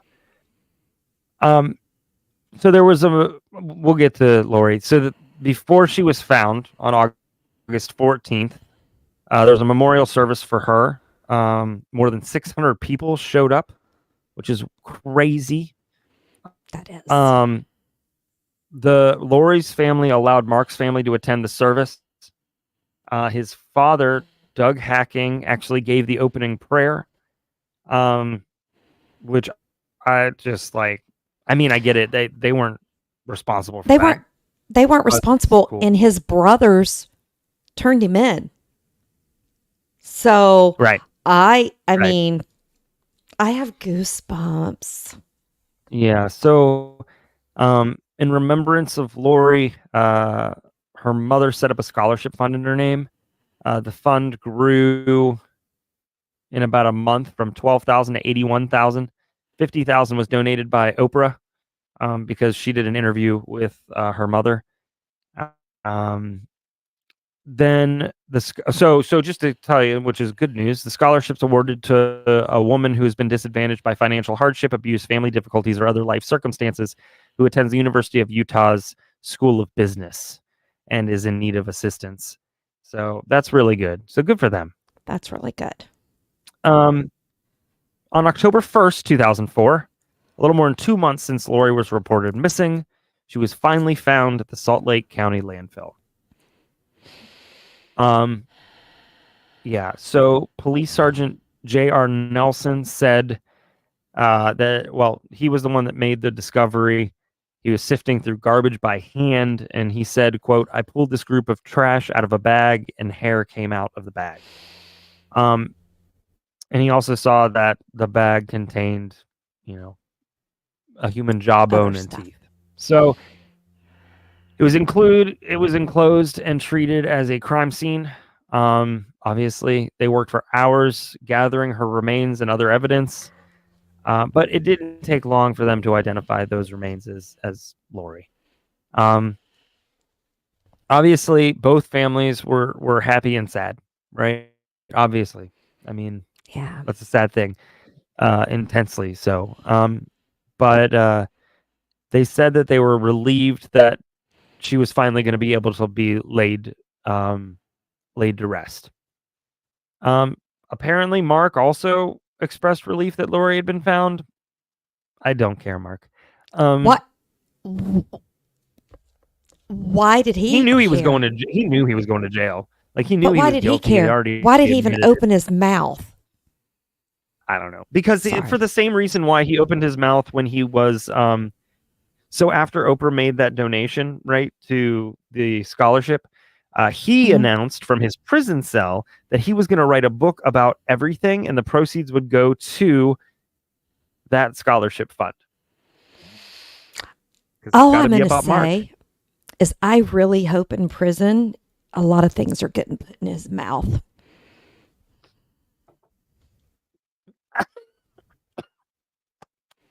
Sorry. Yeah, I agree with you. He He's needs not to a nice shut man. it. He does. So they worked. Let's see. Okay, so because of the status of the body, right? 2 months, a lot happens in 2 months, especially in a landfill. Medical examiners were unable to determine whether she was pregnant. And they were also the rifle. But because they found the body, there's a crime. They can prove that she was murdered. Without a body, it's hard to do so, but they had enough. So again, he was charged with first-degree murder, second-degree felony counts, because he lied to investigators, tried to dispose of evidence, which is the obstruction of justice. And on April 15th, this is the fastest. This entire investigation to trial, maybe because of the plea, went really fast, because April 15th, It sounds like it. 2005, yeah, he stood before Denise Lindbergh. He said publicly that he shot his pregnant wife, Lori Hacking, in the head with a .22 rifle as she lay sleeping on the morning of July 19th, 2004. I hate him. The whole hearing lasted 10 minutes. He showed no visible signs of emotion. And his sentence... Did he get anything for killing his unborn child? No, because they couldn't prove that she was... But he admitted it. He said, I killed my wife. Right. Pregnant wife. Oh, my God. Yeah. Okay. 1 second here. I had it. I don't like and him. Then it... I Just don't either. I hate him. Let's see here. Okay. Okay. So April 15th, he pled guilty. Well, here's the funny thing. He pled guilty to first-degree murder in exchange for them dropping the other charges, as if that was going to make a flippin' difference. On June 6th, same year, he was sentenced to 6 years to life in prison, the maximum possible sentence under Utah law at the time. In Utah, prison sentences, as I mentioned before, are indeterminate. The person who's sentenced has to serve the entire one unless the Board of Pardons releases him sooner. The Board of Pardons has way too much power. Yeah, they do. I mean, and like, the only reason where's the checks and balance system? There are none, right? There are none. There literally are none, because they are like a mini Supreme Court. Yeah. And like, to me, I feel like somebody at some point said, if I can get this person on this Board of Pardons, I can do a lot of crap and get away with it, because they can just pardon me and push me out. So all I can imagine is that it's a lot like the Hanover School Board here in my state, where it's just kind of like, we're just going to put people on the board. They don't get elected, but we just kind of pop them up there. I don't like it. Is it going to be where they say, oh, but he was good in prison, he changed, he did this, and he was a good prisoner, so we're going to pardon him? Are they not going to take into account that, of course he was good, there was no wife there to kill? Yeah, so like, Utah, you need to do better. You need to figure your shit out, dude. For sure. And I can only tell you that it's got to be some form of a theocracy, because I can't think of another state that's like that. Can you think of another state that's like that? I sure can't. Not that I've run across. Yeah. So like, and Angie wrote here, 6 to life. What an odd range. Correct. Yeah. It is an odd range. And here's the funny part. Normally, if you're convicted of first-degree murder, you're required to serve a minimum of 5 years before being considered for parole. But because Hacking killed Lori with a firearm, it was increased by 1 year. And to that I say, la-di-da. A whole year? A whole year. So if he would have However, stabbed her, he would have just gotten 5? yeah, see, here's the next thing that really pisses me off. July of 2005, right? What was it? The almost the same time that he was sentenced, the Board of Pardons declared that Mark would not be considered for parole until at least 2035, which means that he's going to have to serve a minimum of 30 years in prison. Okay. Goo flippin' who? Hey, it's better than 5 or 6. Yeah, but just and I because he think can that- be considered doesn't mean that it'll be approved, right? Correct. Absolutely. So there's a lot of time for we're- him to get his mouth stuffed. Oh yeah. Oh, for sure. I mean, he's been in since 2005. So, yeah. Now the important part about this is the victim's family. And Lori's mother said, quote, "While it is a terrible waste of his life, the decision lifts a great burden from my mind and heart. The 6-year minimum imposed by law is an insult, not only to Lori and the baby, but to me and my family as well. I thank the members of the State Board of Pardons and Parole for their diligence and sense of justice in dealing with this tragic case." There's a couple of there are good things that happened, and although this is just tough, I always like in the end when somebody learns something and works things out, right? Tries to figure some stuff out. First off, I was super happy to know that Lori's family had the name Hacking removed from her headstone. And they said that we felt that Mark obviously didn't want her anymore. So her name was replaced with the Portuguese word Filhinha, I think, which translates to little daughter. So good on them. So I like that. Yeah. So the initial, just like it did for everybody here who's listening and myself, and it caused a huge, massive issue. Many were super pissed off and alarmed that Hacking could be released after just 6 years. Now, a great majority of convicted murderers serve far more than the 5-year minimum. It's unheard of for a convicted murderer to serve less than 15 years. Then why Several have are it? denied. Right. Why Then do why it? have Right? it? Why put the family through that? Exactly. Why? Why even put it out Because there? Several are denied parole. Right. And they're forced to wait 22 years for another hearing, which means the family's waiting another 22 years to figure out if this knucklehead gets out of prison. So That's just re-traumatizing the family, in my opinion, unnecessarily.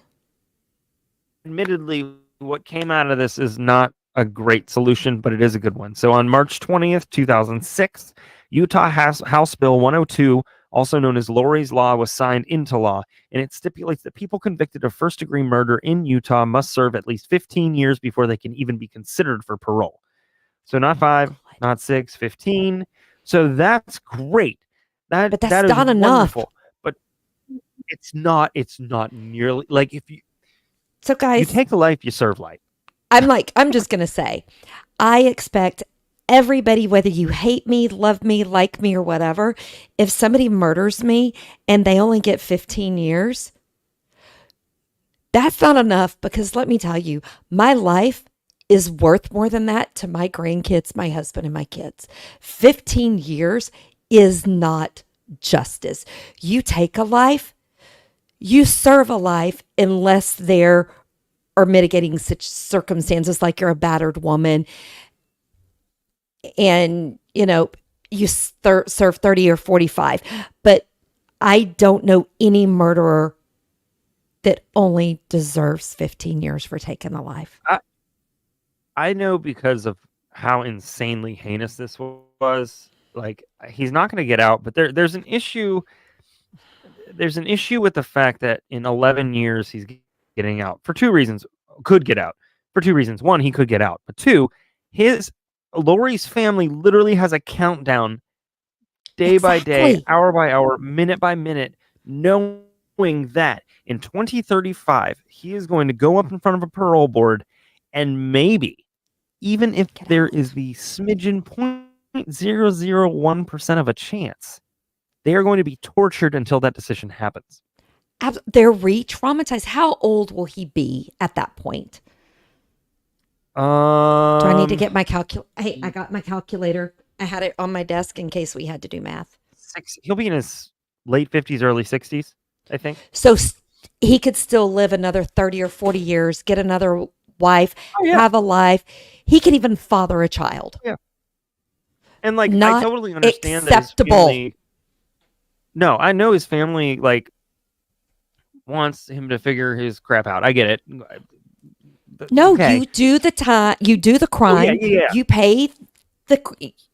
No. But that's my thing, is that if he gets out in 2035, his family, his dad being a pediatrician, them being kind of high ranking in the LDS community, they will take care of him.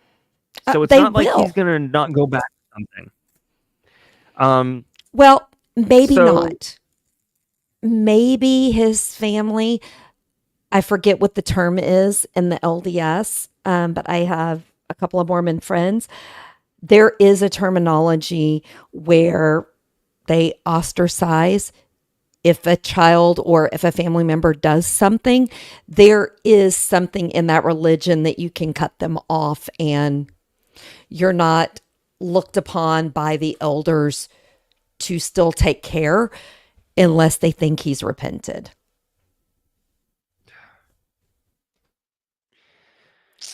I don't like that. I'm just going yeah, to say I- that's not enough. I don't either at all. So, you know, when Mark was sentenced, his father read a statement from his family and said that the statement ended, and he quoted Mark. And Mark apparently at some point said, quote, I'm guessing he sent this in a letter. I'll say this at the end. I wrote fucking really as a note. Okay, But then he wrote, yeah, I know prison is where I need to be. I will spend my time. This is called a look what I wrote years ago, parole board. I know prison is where I need to be. I will spend my time there doing all I can to right the many wrongs I have done. Though I realize complete atonement is impossible in this life, I have a lot of healing and changing to do, but I hope that someday I can become the man Lori always thought I was. Get her name out of your mouth. To the many people I have hurt, I am more sorry than you could ever know.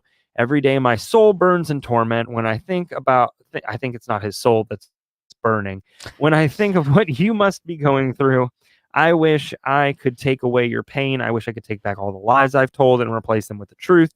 I wish I More could lies. put Lori. Yeah. Oh yeah. I wish it's like gaslighting, but with farts to light the light. Could put Lori back into your arms. My pain is deserved, yours is not. I do like that line. I appreciate that line. I do appreciate even if it's that. trauma. My pain is deserved, yours is not. From the bottom of my heart, I beg for your forgiveness. There is no such thing as a harmless lie, no matter how small it is. You may think a lie, I read this early at the beginning. You may think a lie only hurts the liar, but this is far from the truth. If you are traveling a path of lies, stop now, face the consequences. Whatever they are, they will be better than the pain you are causing yourself and others. Now, he wrote this. Cool. And here's why I don't give a shit.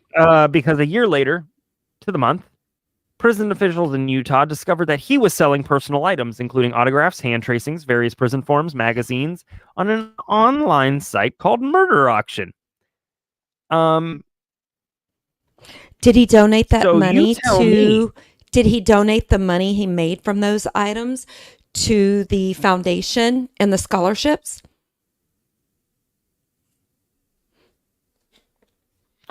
I So don't even know if he basically, successfully sold anything. But he wrote in that letter what he thought the courts wanted to hear. correct. And I did look. Murder Auction is still a live It site. is.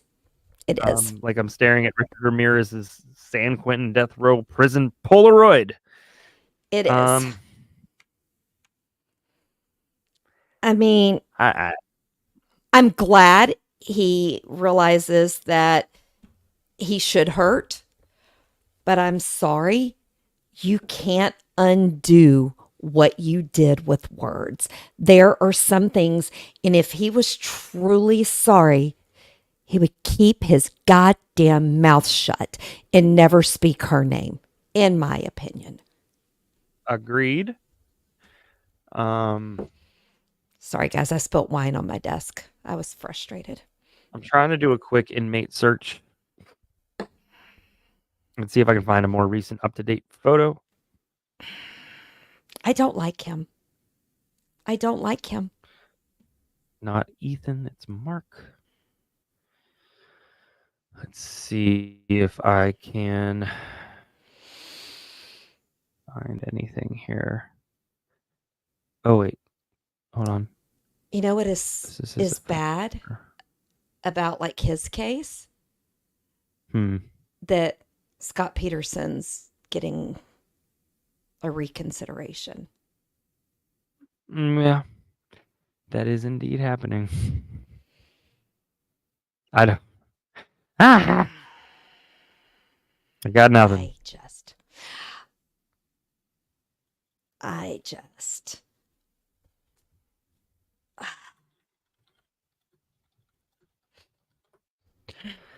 Let's see He here. is the reason 90% of law enforcement looks to the husband first. Yep. I hope more than just his mouth is getting filled.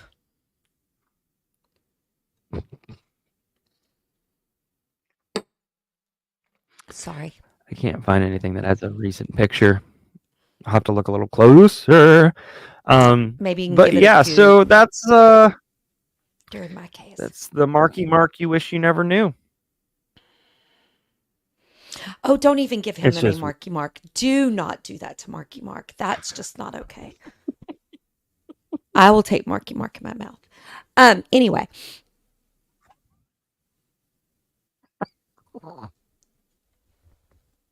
I think I said that out loud. How much of that box has you finished? It's because I didn't finish dinner. I really Oh, it's after there it 9. is. Monkey butts in bed, thank God.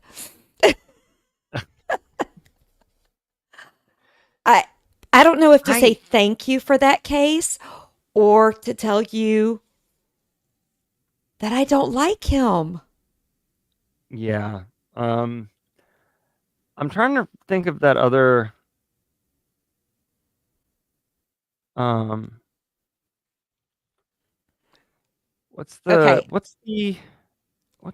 who's the fella that he said that his wife and kids were missing and he ended up murdering them and putting them in a Oh. Do you know what I'm talking about? I can't think of it. What, Chris Watts? Is that his name? Oh, Chris yeah, Watts? that's it. It just really reminded me of I think it's Chris Watts. Yeah, Chris Watts. That's it, kind of had that kind of thing. There it is. Yep. Don't ask me about sports teams, but I can tell you about murderers. Right. Oh, are we talking about Dids and yeah. That's right. P. Diddy.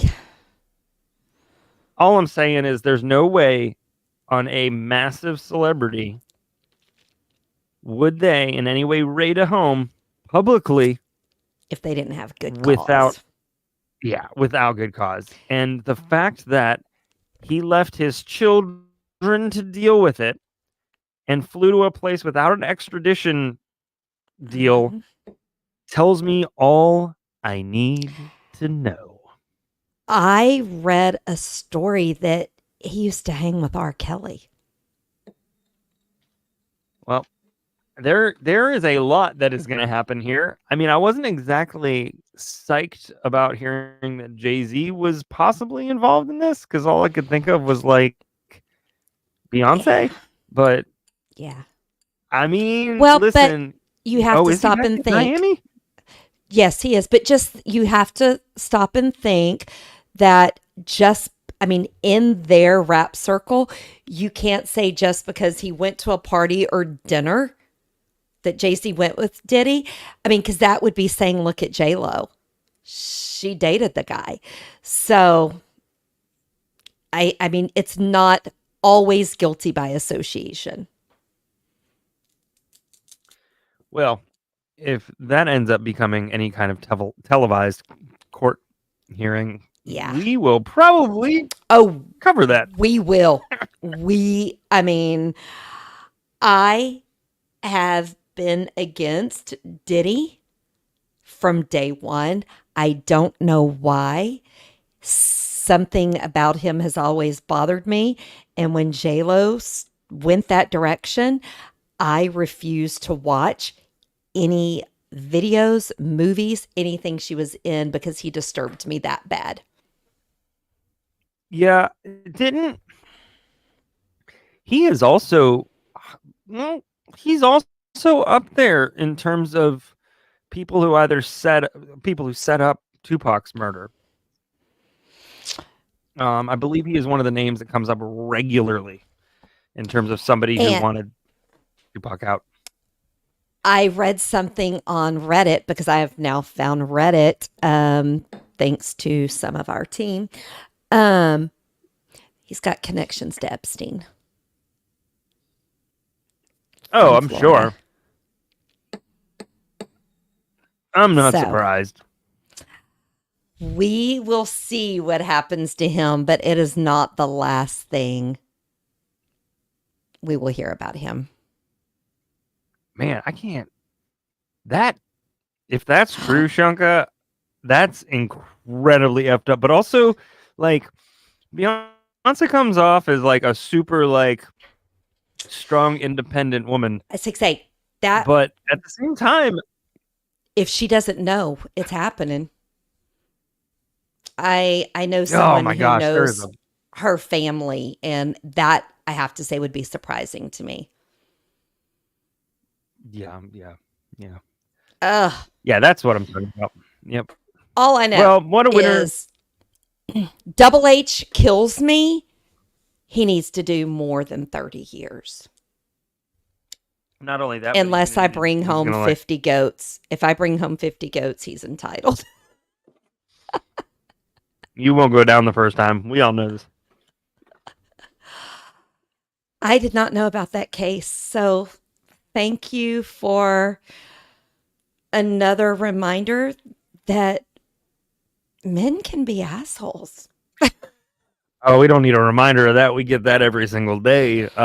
However, if you are frustrated with a significant other because they put the toilet paper on the wrong way, or they leave the seat up, or any other any other silly thing, like obviously legitimate things, but like that, at least they're not Mark hacking, who's a hack. So there's that. Hey, at least he didn't hack her up. That's where I thought it was going.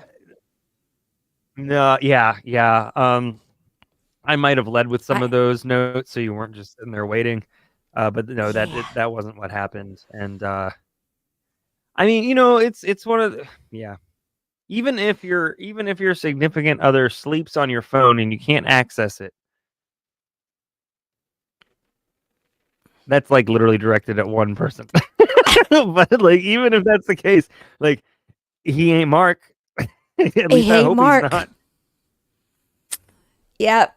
And if your spouse serves dinner 15 minutes late and you say, hey, I thought we were eating at this time. And they say, well, next time cook it your damn self.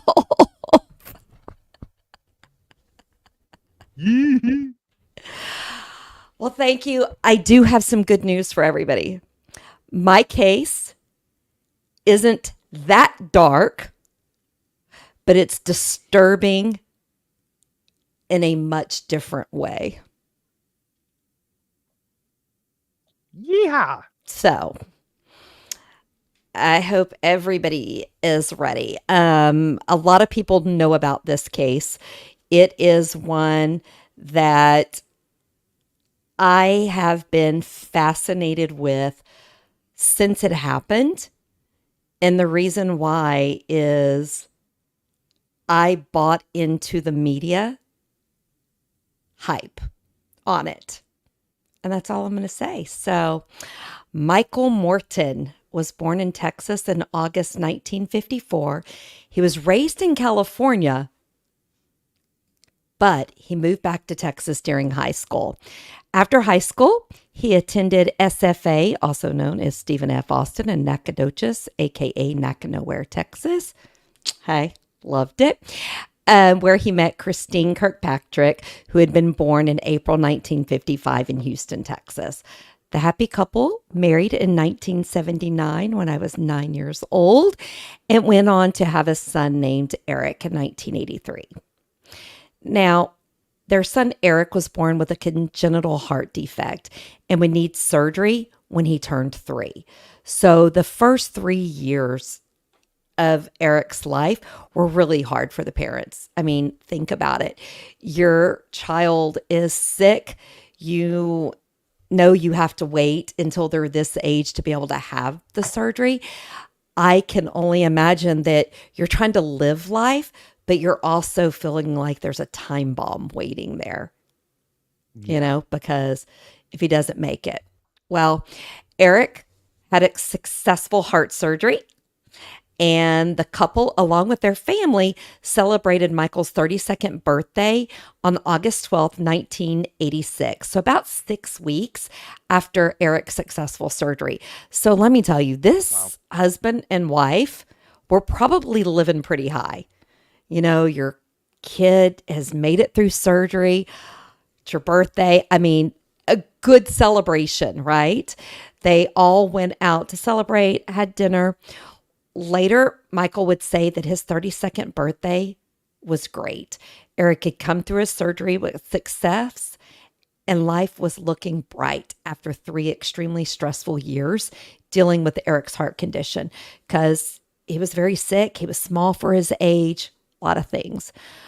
The morning after his 32nd birthday, August 13th, which is also my Jeff's birthday, Michael got up as usual around 5 a.m., dressed, left for his job as a manager at the local grocery in the Austin area. Little did he know that seeing his wife sleeping that morning would be the last time he would see her alive, and that his life would change forever and never be the same. Later that day, a neighbor heard cries coming from the Morton residence, and police were called. Sadly, Christine, who was 31 and at home alone with Eric, was brutally murdered in the master bedroom. Now, before I get into this next part, I want to say I am not a person that believes all police officers are scumbags. Okay? I believe that there are good people and bad people in every profession.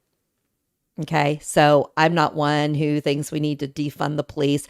I do think there are some bad apples out there. So I want to say that because I look at Harris County and what they've done for Chase and what they haven't done for Chase. Yeah. There's a book that's by Philip Zimbardo.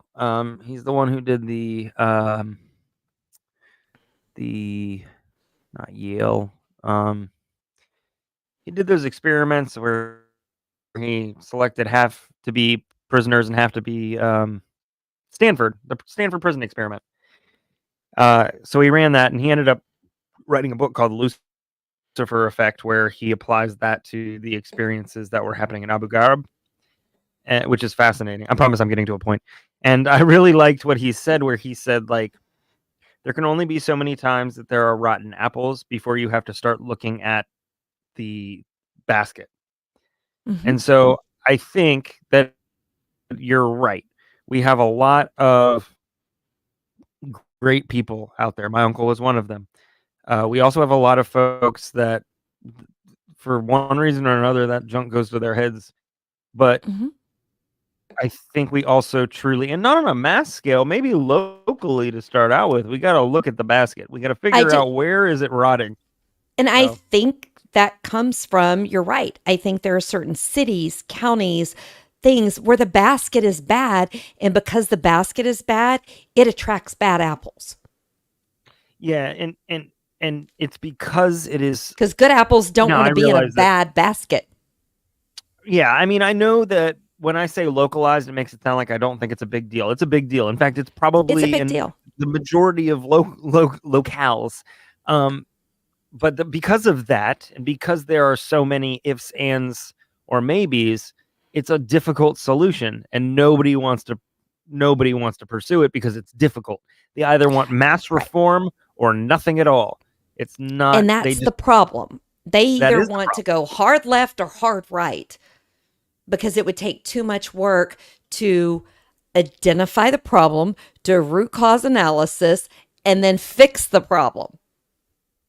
They either say, Right. oh, fine, get rid of all of it, or oh, throw money at it. So I just wanted to Mhm. say that because the police and the prosecutor in this case really piss me off. So the Oh, so police, so you weren't yeah, saying. I thought you were going the other way. Okay, no, I'm with you. Let's do no, this. yeah. So the police began the investigation into the case of Christine's murder. And Christine's brother, during this investigation, found a little bit away a blue bandana near the crime scene, gave it to the detectives. They put it into evidence. Put a pin in that, please. Police talked to the neighbors who reported seeing a man in a green van parked near the Morton's house several times, and nothing was done and investigated around that green van. Put a pin in that. And Eric Yep. told the police that a monster with a mustache killed his mom. And dad was at work. Am I Dad pinning didn't that too? dad did not have a mustache. But put a pin No. in that. So Pinned. police laser focused on Michael from the start because the husband did it, right? I mean, look at who we just dealt with, Mark, right? Now, there is a Yeah. mark in my case. Uh-oh. So, there is a mark. So, interesting enough, September 25th, 1986, Michael had given the police everything. He was like, what can I do to help? This, I mean, he was an open book to them. He was like, Polly, whatever you need, right? So on September 25th, 1986, police arrived at Morton's home where Michael and Eric were, just the two of them, and they arrested Michael for the murder of his wife. Michael asked if he could please call a friend to come over and get Eric, and police told him no. They already had it taken care of, and they proceeded to pull Eric, ripped him out of his dad's arms, then took Michael into custody. What? Oh yeah, because let's just add more trauma to the kid that's experienced everything under the sun recently. Yep. Oh. And what you're going to find as we go through this, there's not a shred of evidence against Michael. So police said Michael was guilty because the medical examiner said Christine's time of death was around 1:30 a.m., way before Michael left for work. Sergeant Don Woods reports they had a good case and he was 100% sure Michael was guilty. Guys, even back in the 80s, we knew they could not give a specific time of death. We still can't today say this person died at 1:30. Right. Anytime somebody says I'm 100% positive, you're overcompensating. Yeah. You shouldn't even give a percentage. You shouldn't. You just shouldn't. You shouldn't do half of the stuff that I feel like we're about to hear and has already Oh, yeah. So happened. But he's arrested on September 25th. On September 27th, just days after he was arrested, John Cross sent Detective Woods a copy of a canceled check he had just gotten back from the bank. And guys, I'm going to stop here. Do you remember when you used to get back an envelope with all the checks you had written in the month before? oh no, no. I, I think by the time I was really like, it would be cut. I remember I used to get a whole envelope with every check. I'm like, how do you hide a check from your husband if they send it back to you? But anyway, he called to say he had just gotten a check back from the bank. He had sent Christine and Michael a check for Eric as a gift because of the surgery being successful. They wanted, them to go buy something for Eric. The check had been cashed with a forged signature.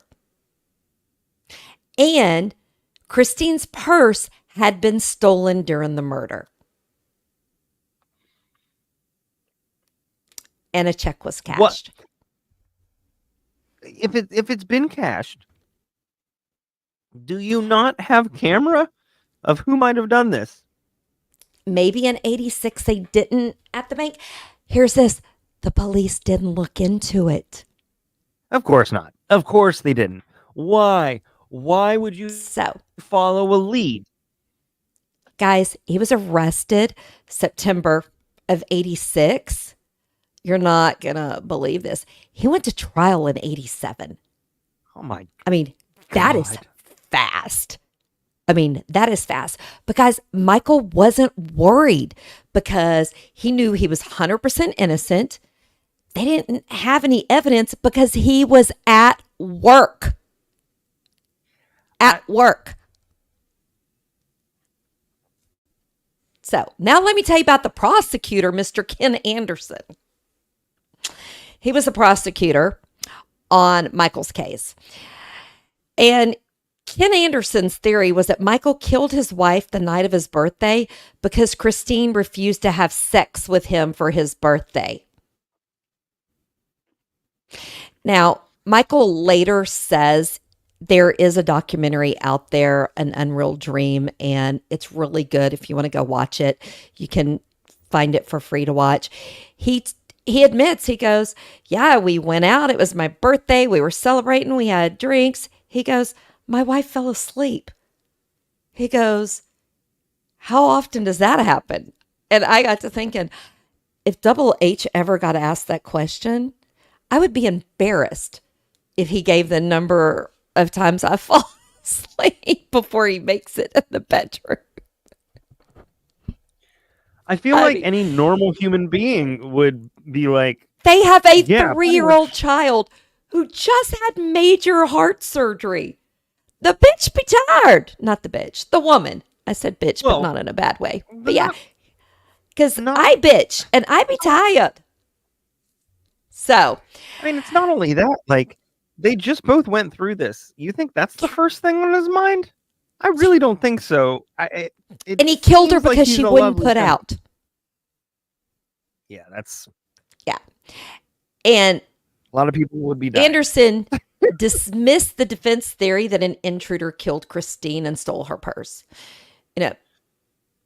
They basically thought that Michael got rid of the purse. So I do need to say that this trial was Ken Anderson's biggest career that early on in his life. And several of the jurors that are interviewed said that Ken did a great job during the trial. He was well prepared and they trusted everything he said. So guys, what does that tell you? They didn't really consider the evidence because guess what? Or the lack thereof. There was none. They believed the prosecutor's story. So one interesting thing is that Detective Wood was on the witness list, yet Ken Anderson never called him to the stand. Instead, called the sheriff to the stand to talk about the investigation in the many pages of reports that were filed, but didn't bring the actual person who investigated it. This sounds like making a murderer. Yep. Well, the medical examiner testified that Christine was murdered at 1:15 a.m. Dead on. Not a time frame. She was dead at 1:15 based on her stomach temperature. Okay.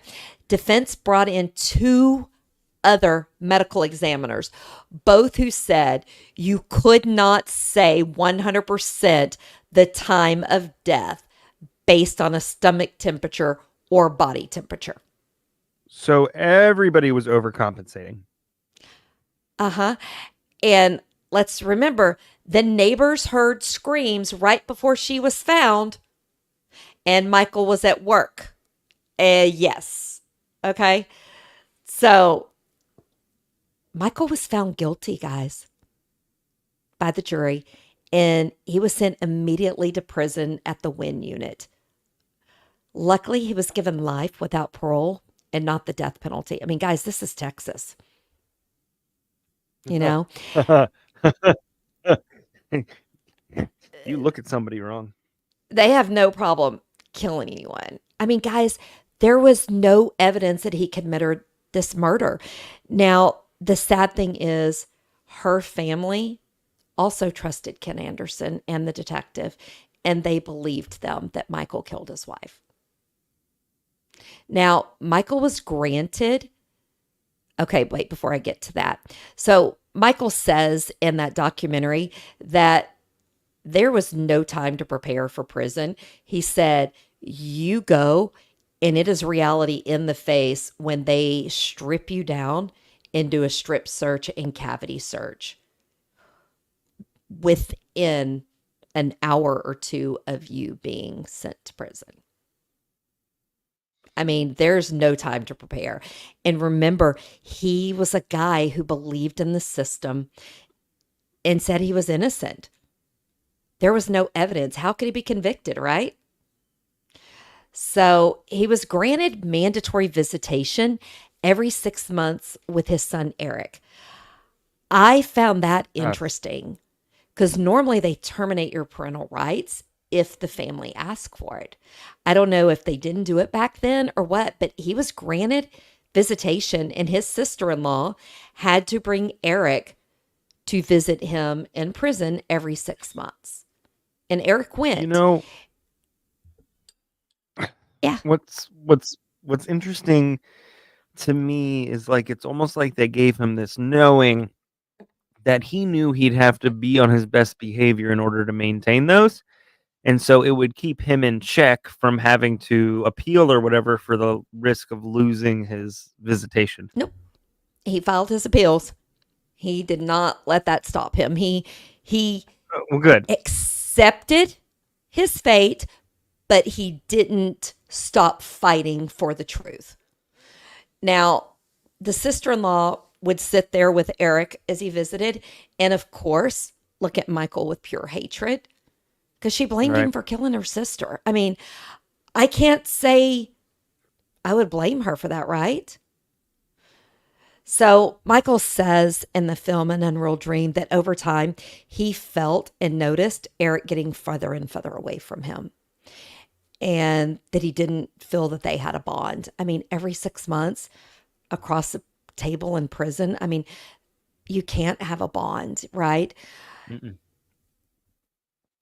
So Michael goes on and tells that when Eric became a teenager, he wanted to stop visiting his dad in prison. And Michael said, I will grant you your wish, but you have to come and tell me in person. Which Eric did. And they were supposed to visit for 2 hours. It lasted less than 2 minutes. After Eric told him he wouldn't be coming back, Michael looked at his sister-in-law and he said, please take care of my son. So while in prison, Michael did get his bachelor's degree in psychology while waiting for his appeals. Now, I'm going to try not to cry. When Eric turned 18, he wrote his dad a letter letting him know that he was legally changing his last name and dropping his dad's name, and that his aunt and uncle who raised him were going to adopt him.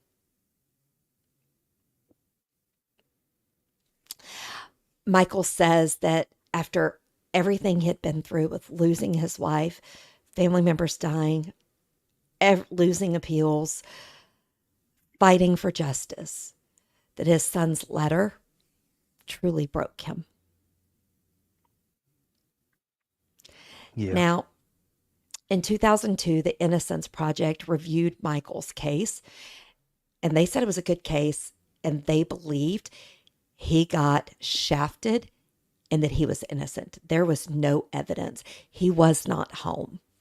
Now, it would take years for the Innocence Project to get the court to even hear their case. Okay. In 2010, Michael was offered parole. He could walk out of prison that day. He was told if he would only admit and own up to killing his wife. And talk to his family, talk to his attorneys. Guys, his attorney worked pro bono after he was convicted until many, many years later. And he said, I can't do it. I will not lie and say I did this. And all I have left is my innocence and my word. That should have spoke volumes to people, to her family. You know, because that says a lot to me, you know. So the team at the Innocence Project requested copies of the investigation files. They did this through the Freedom of Information Act. And guys, the stuff they found in these files that were never turned over to the defense attorney during the trial. Brady. Yep. So they found the interview of Eric from when Christine was murdered. Eric was asked to describe the person he saw, and he said he was a monster.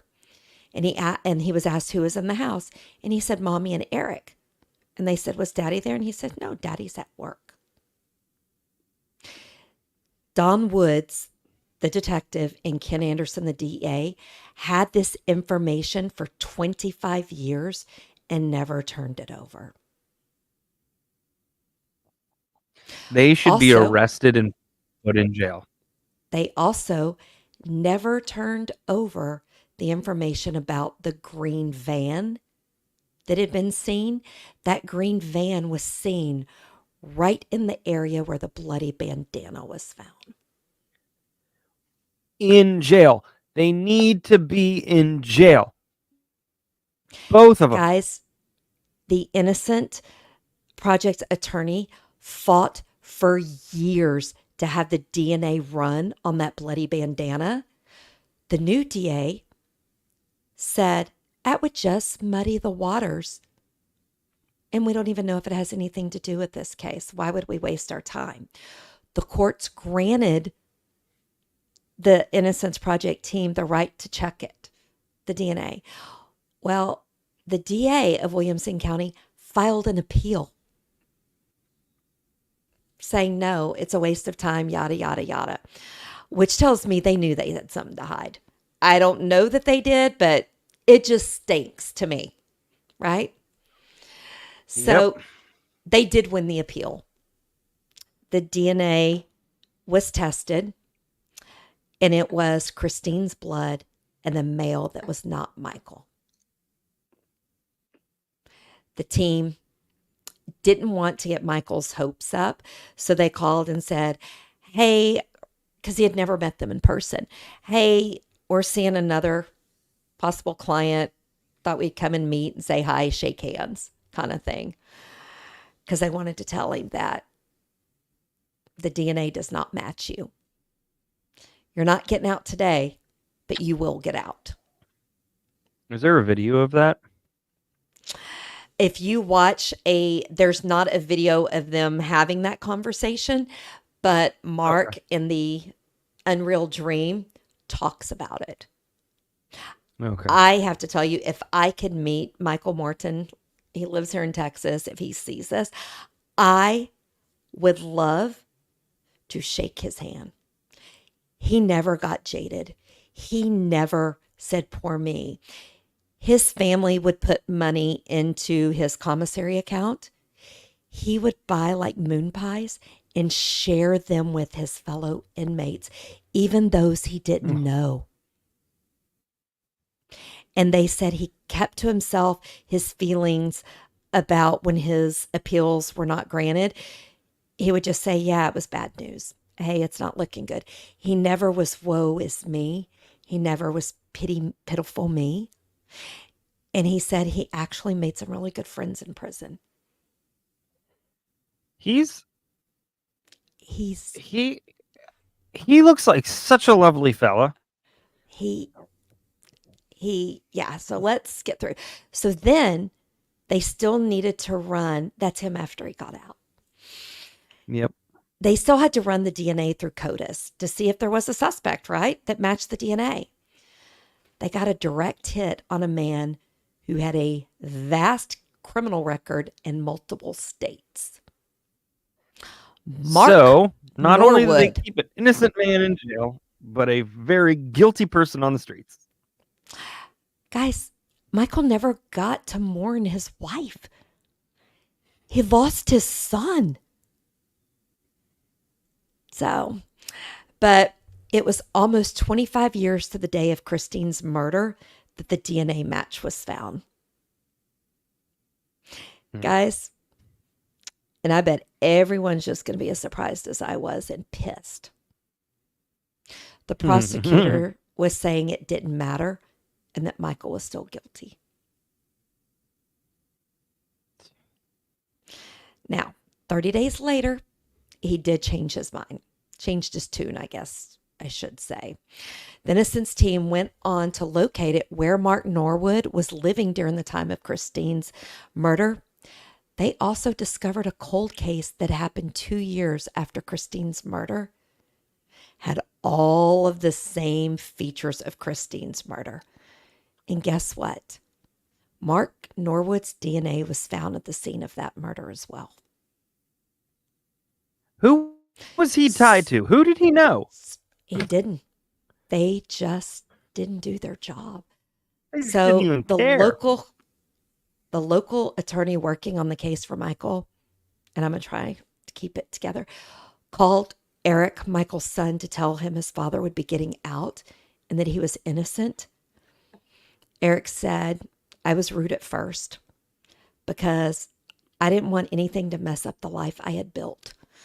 I was married and I was expecting my first child, and I didn't have room or any place in my life for any of this drama. He was raised by her family thinking he killed, they didn't share the good of Michael. And that breaks my heart. So as Michael walked out of prison, because he was exonerated after 25 years, he walked out with his fellow inmates celebrating his release, clapping, yelling, and pumping their fist and showing their support. Several of them were interviewed, and they said, we all knew. There was a lot of guys in prison who said, I'm innocent. And you could look at them and say, yeah, you're full of shit. They said they all knew, and you could tell Michael was a good human and that he loved his wife and that he didn't kill her. So the judge that the exoneration was brought in front of apologized to Michael and his family, and he fully exonerated Michael of the murder of his wife. And Michael walked out a free man with his mother and father by his side as he took a breath of fresh air sitting next to his attorney. Now, Eric tells during the filming of An Unreal Dream that when he saw his dad on the internet walking free, that he could feel himself changing. and that there was proof that what he had knew about that part of his life was going to change. Michael was freed on October 4th, 2011. Mark Norwood was arrested for Christine's murder and was also a suspect in that murder of Deborah Baker 2 years after Christine's death. Mm-hmm. Mark Norwood was convicted and sentenced to life in prison on March 27th, 2013. Guys, Michael went to jail and was convicted a year later. It took 2 years for Mark Norwood to be convicted, and they had DNA. And Christine's family said they didn't want the death penalty. They wanted him to have life without parole. In September of 2016, Mark was convicted of the murder of Deborah Baker. Now, the Innocence Project filed a report with the Williamson County courts showing that Ken Anderson, the original prosecutor, concealed evidence and tampered with evidence. The Court of Inquiry ruled that there was probable cause, and the State Bar of Texas also brought ethics charges against Ken Anderson, who pled guilty and served 10 days in jail and surrendered his law license permanently. Guys, 10 That's nothing. days. And think of all of the money he made in those 25 years. He got to retire early, right? Yep. So the Baker family says that they feel Ken Anderson is partly to blame for their loved one's murder, because if Ken Anderson would have done his job, Mark would have been arrested instead of Michael, and Mark would not have been able to murder Deborah Baker. They do not blame the detective, because remember, Anderson never called the detective to the stand, and now we know why. The detective would have admitted all of this crap, right? Ken Anderson remains stating that he is innocent. And you will see, if you watch The Unreal Dream, that he says, I don't really remember everything from that case. That was a long time ago, but I know I didn't do anything wrong. Now, good news. That is a gross carrot. Oh, Blech. he lost 25 years of his life. His wife was murdered. He didn't get to grieve her. He was accused of killing the woman he loved. And he lost his son for 25 years. Plus, what hell he went through in prison. Right? Yeah, So, that's gross. in May of 2014, Governor Rick Perry signed the Michael Morton Act into law to ensure a more open discovery process and to help prevent the injustice Michael Morton experienced. So he made it more that not just Brady, that you have to give over everything. You can't keep any of it back. You have to give everything, right? Can't pick and choose. Yeah. Did Which Shunka wants to know, did they yeah, reopen any of his old case? they reopened all of them, and they're still going through them. I believe it.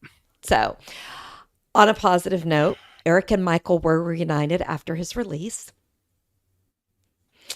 And Michael met Cynthia Mae Chessman at church, and the two are married. Michael has a relationship with his son, his daughter-in-law, and his granddaughter, who his son named after his murdered wife, Christine. Oh. And Michael says in The Unreal Dream, he goes, if she ever finds out I have a credit card, I'm in trouble because she has me wrapped and she can have anything she wants. Ain't that how that goes? Michael was awarded $1.9 million in state compensation plus a monthly annuity of $12,000. The one point I was like, that is not Oh, nearly when enough. I And saw that that is at good. first, I was like, oh, that is not just. But no, he also gets $12,000 a month. Michael now I mean, works like, with the Innocence Project to help get others out, but also he helps work to try to prevent it from happening again. good for And you him. know what I find so fabulous? He doesn't have an ounce of hate in him. He said so many other people are angry and upset. He's just very thankful to be out and to be with his family. And he doesn't hold any hate in his heart, not even for Ken Anderson. So, this is one time that we are 100% sure the husband did not do it. And he was a victim, just like his wife, Christine Morton, and their son, Eric. That, although started in tragedy, ended on a higher note, and I think that that's a perfect place to probably call Yes, it. You think? it is. I mean, he could have hung himself in jail. He could have been bitter because I have to tell you, I'm a pretty positive person with everything I've gone through in life, but I don't know if I could have remained 25 years in prison. And in the Unreal Dream, he talks about how loud it is and hearing people get raped and beaten. And I mean, it's not like he had an easy time in prison. No, no. So I want to say to Michael Morton, you are an inspiration to me because if you can come On the out of show. that without hate in your heart, I need to be a better person because I I don't know if I could have done it. I want him to come on. I know. I am attempting to reach out. That would be I'm attempting great. to reach out. And like I said, I would love to meet him in person, buy him lunch because there are so many other people that are in prison that are wrongly accused, wrongly convicted. And I think they and their family need to know never give up. Never give up because it may take time, but if you can keep that in your heart, you win. Even if you don't get out, Yeah. you win. Yeah. So Oh, that is my case. And I am proud that I didn't do anything as dark as you did this time. nope. But You he's a brought the great man. light ultimately. Yeah, I sounds like a good cried one. Well, watching that video. You can watch it on Vimeo or Vimeo, something like that. You can watch it. Vimeo, He yeah, also Vimeo. has a book. I've ordered the book, and I'm waiting to get the book because I'm like, you know what? Sweet. I have no problem putting more money in that man's pocket because I don't think I'm one of those people that I don't think what he has gotten is enough. No, not at all. So Ken Anderson got 10 days in jail. You put a man in prison for 25 years and you get 10 days and disbarred. And That is not justice.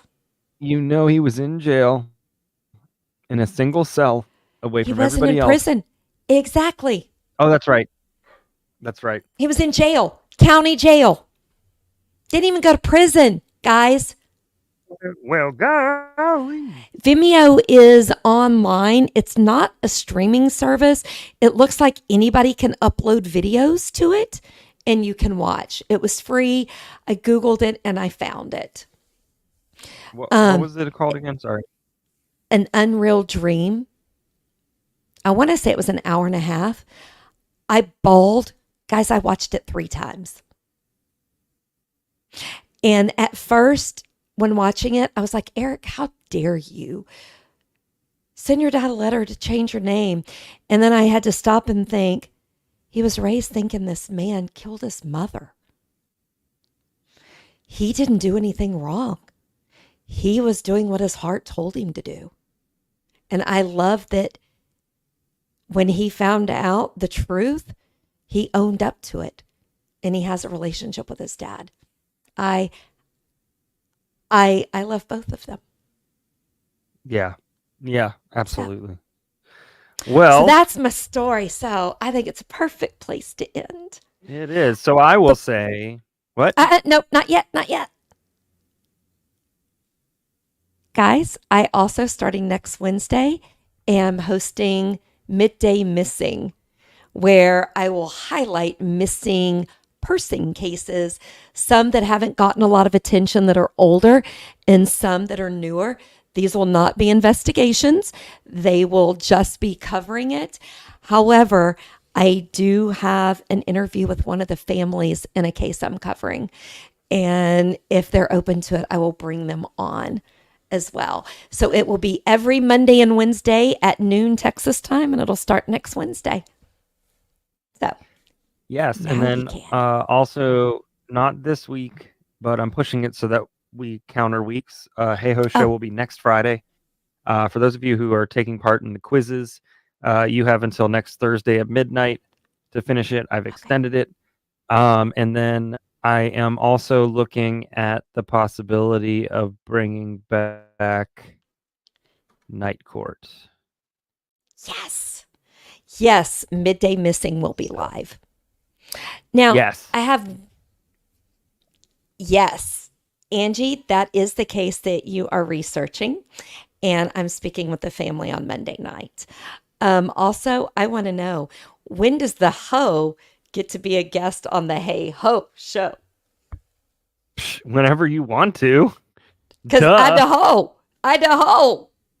I mean, you the Ho, I'm the Ho sack. That is way too appropriate and weird. So I don't...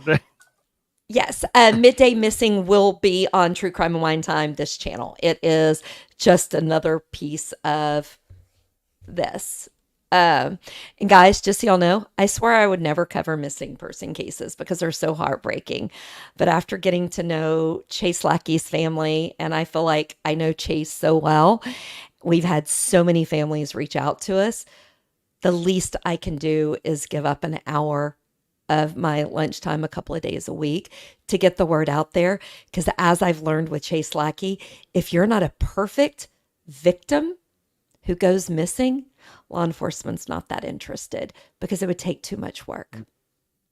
So if you have any cases you want me to look into, please message me on Facebook, email me at Terry at True Crime and Wine Time, send it to JT, get it to me. I would be happy to cover it. Yeah, like everything that we mentioned, all the shows that we mentioned, they're all going to be here. We're trying to build up programming in a way that's responsible both for you all, but also for us, so that there is not burnout. Right. Because we all know that that's a reality. Well, one thing I am doing is I am trying to record some of my midday missings to have for whenever my MS flares up and I can't do a live show, I can still release content. It won't be live, but I'll still do it on the same channel and all of that. Just because I have to accept reality. There are days that I can't get out of bed and I'm not streaming from my bed, guys. I'm not that cute in bed. So here's what here's what needs to happen is we need to get to the point where we don't have to work, and then if you have those moments, I can just take over for you midday. Our job. So that is our goal, guys. Whoever wants to find a YouTube creators grant in order to keep us from working for a year, I think that'd be enough time. Yeah, focus directly on this. So whoever wants to write us a grant, 1,000 subscribers. Yeah, I know we can destroy that and demolish that. There's a lot that's going to happen too if we hit 1,000 subscribers. And before I hit the closeout video, I'll hit that video so you can see that again. Yes. But so I think now all that's left to do is for me to say, I love you guys. Take care of yourselves, your friends, and family. Don't let anybody dull your sparkle and shine on, you crazy diamonds. And Terry? I'm going to say stay safe, watch out for crime, enjoy your wine time, and get ready to meet Jasper. Yee!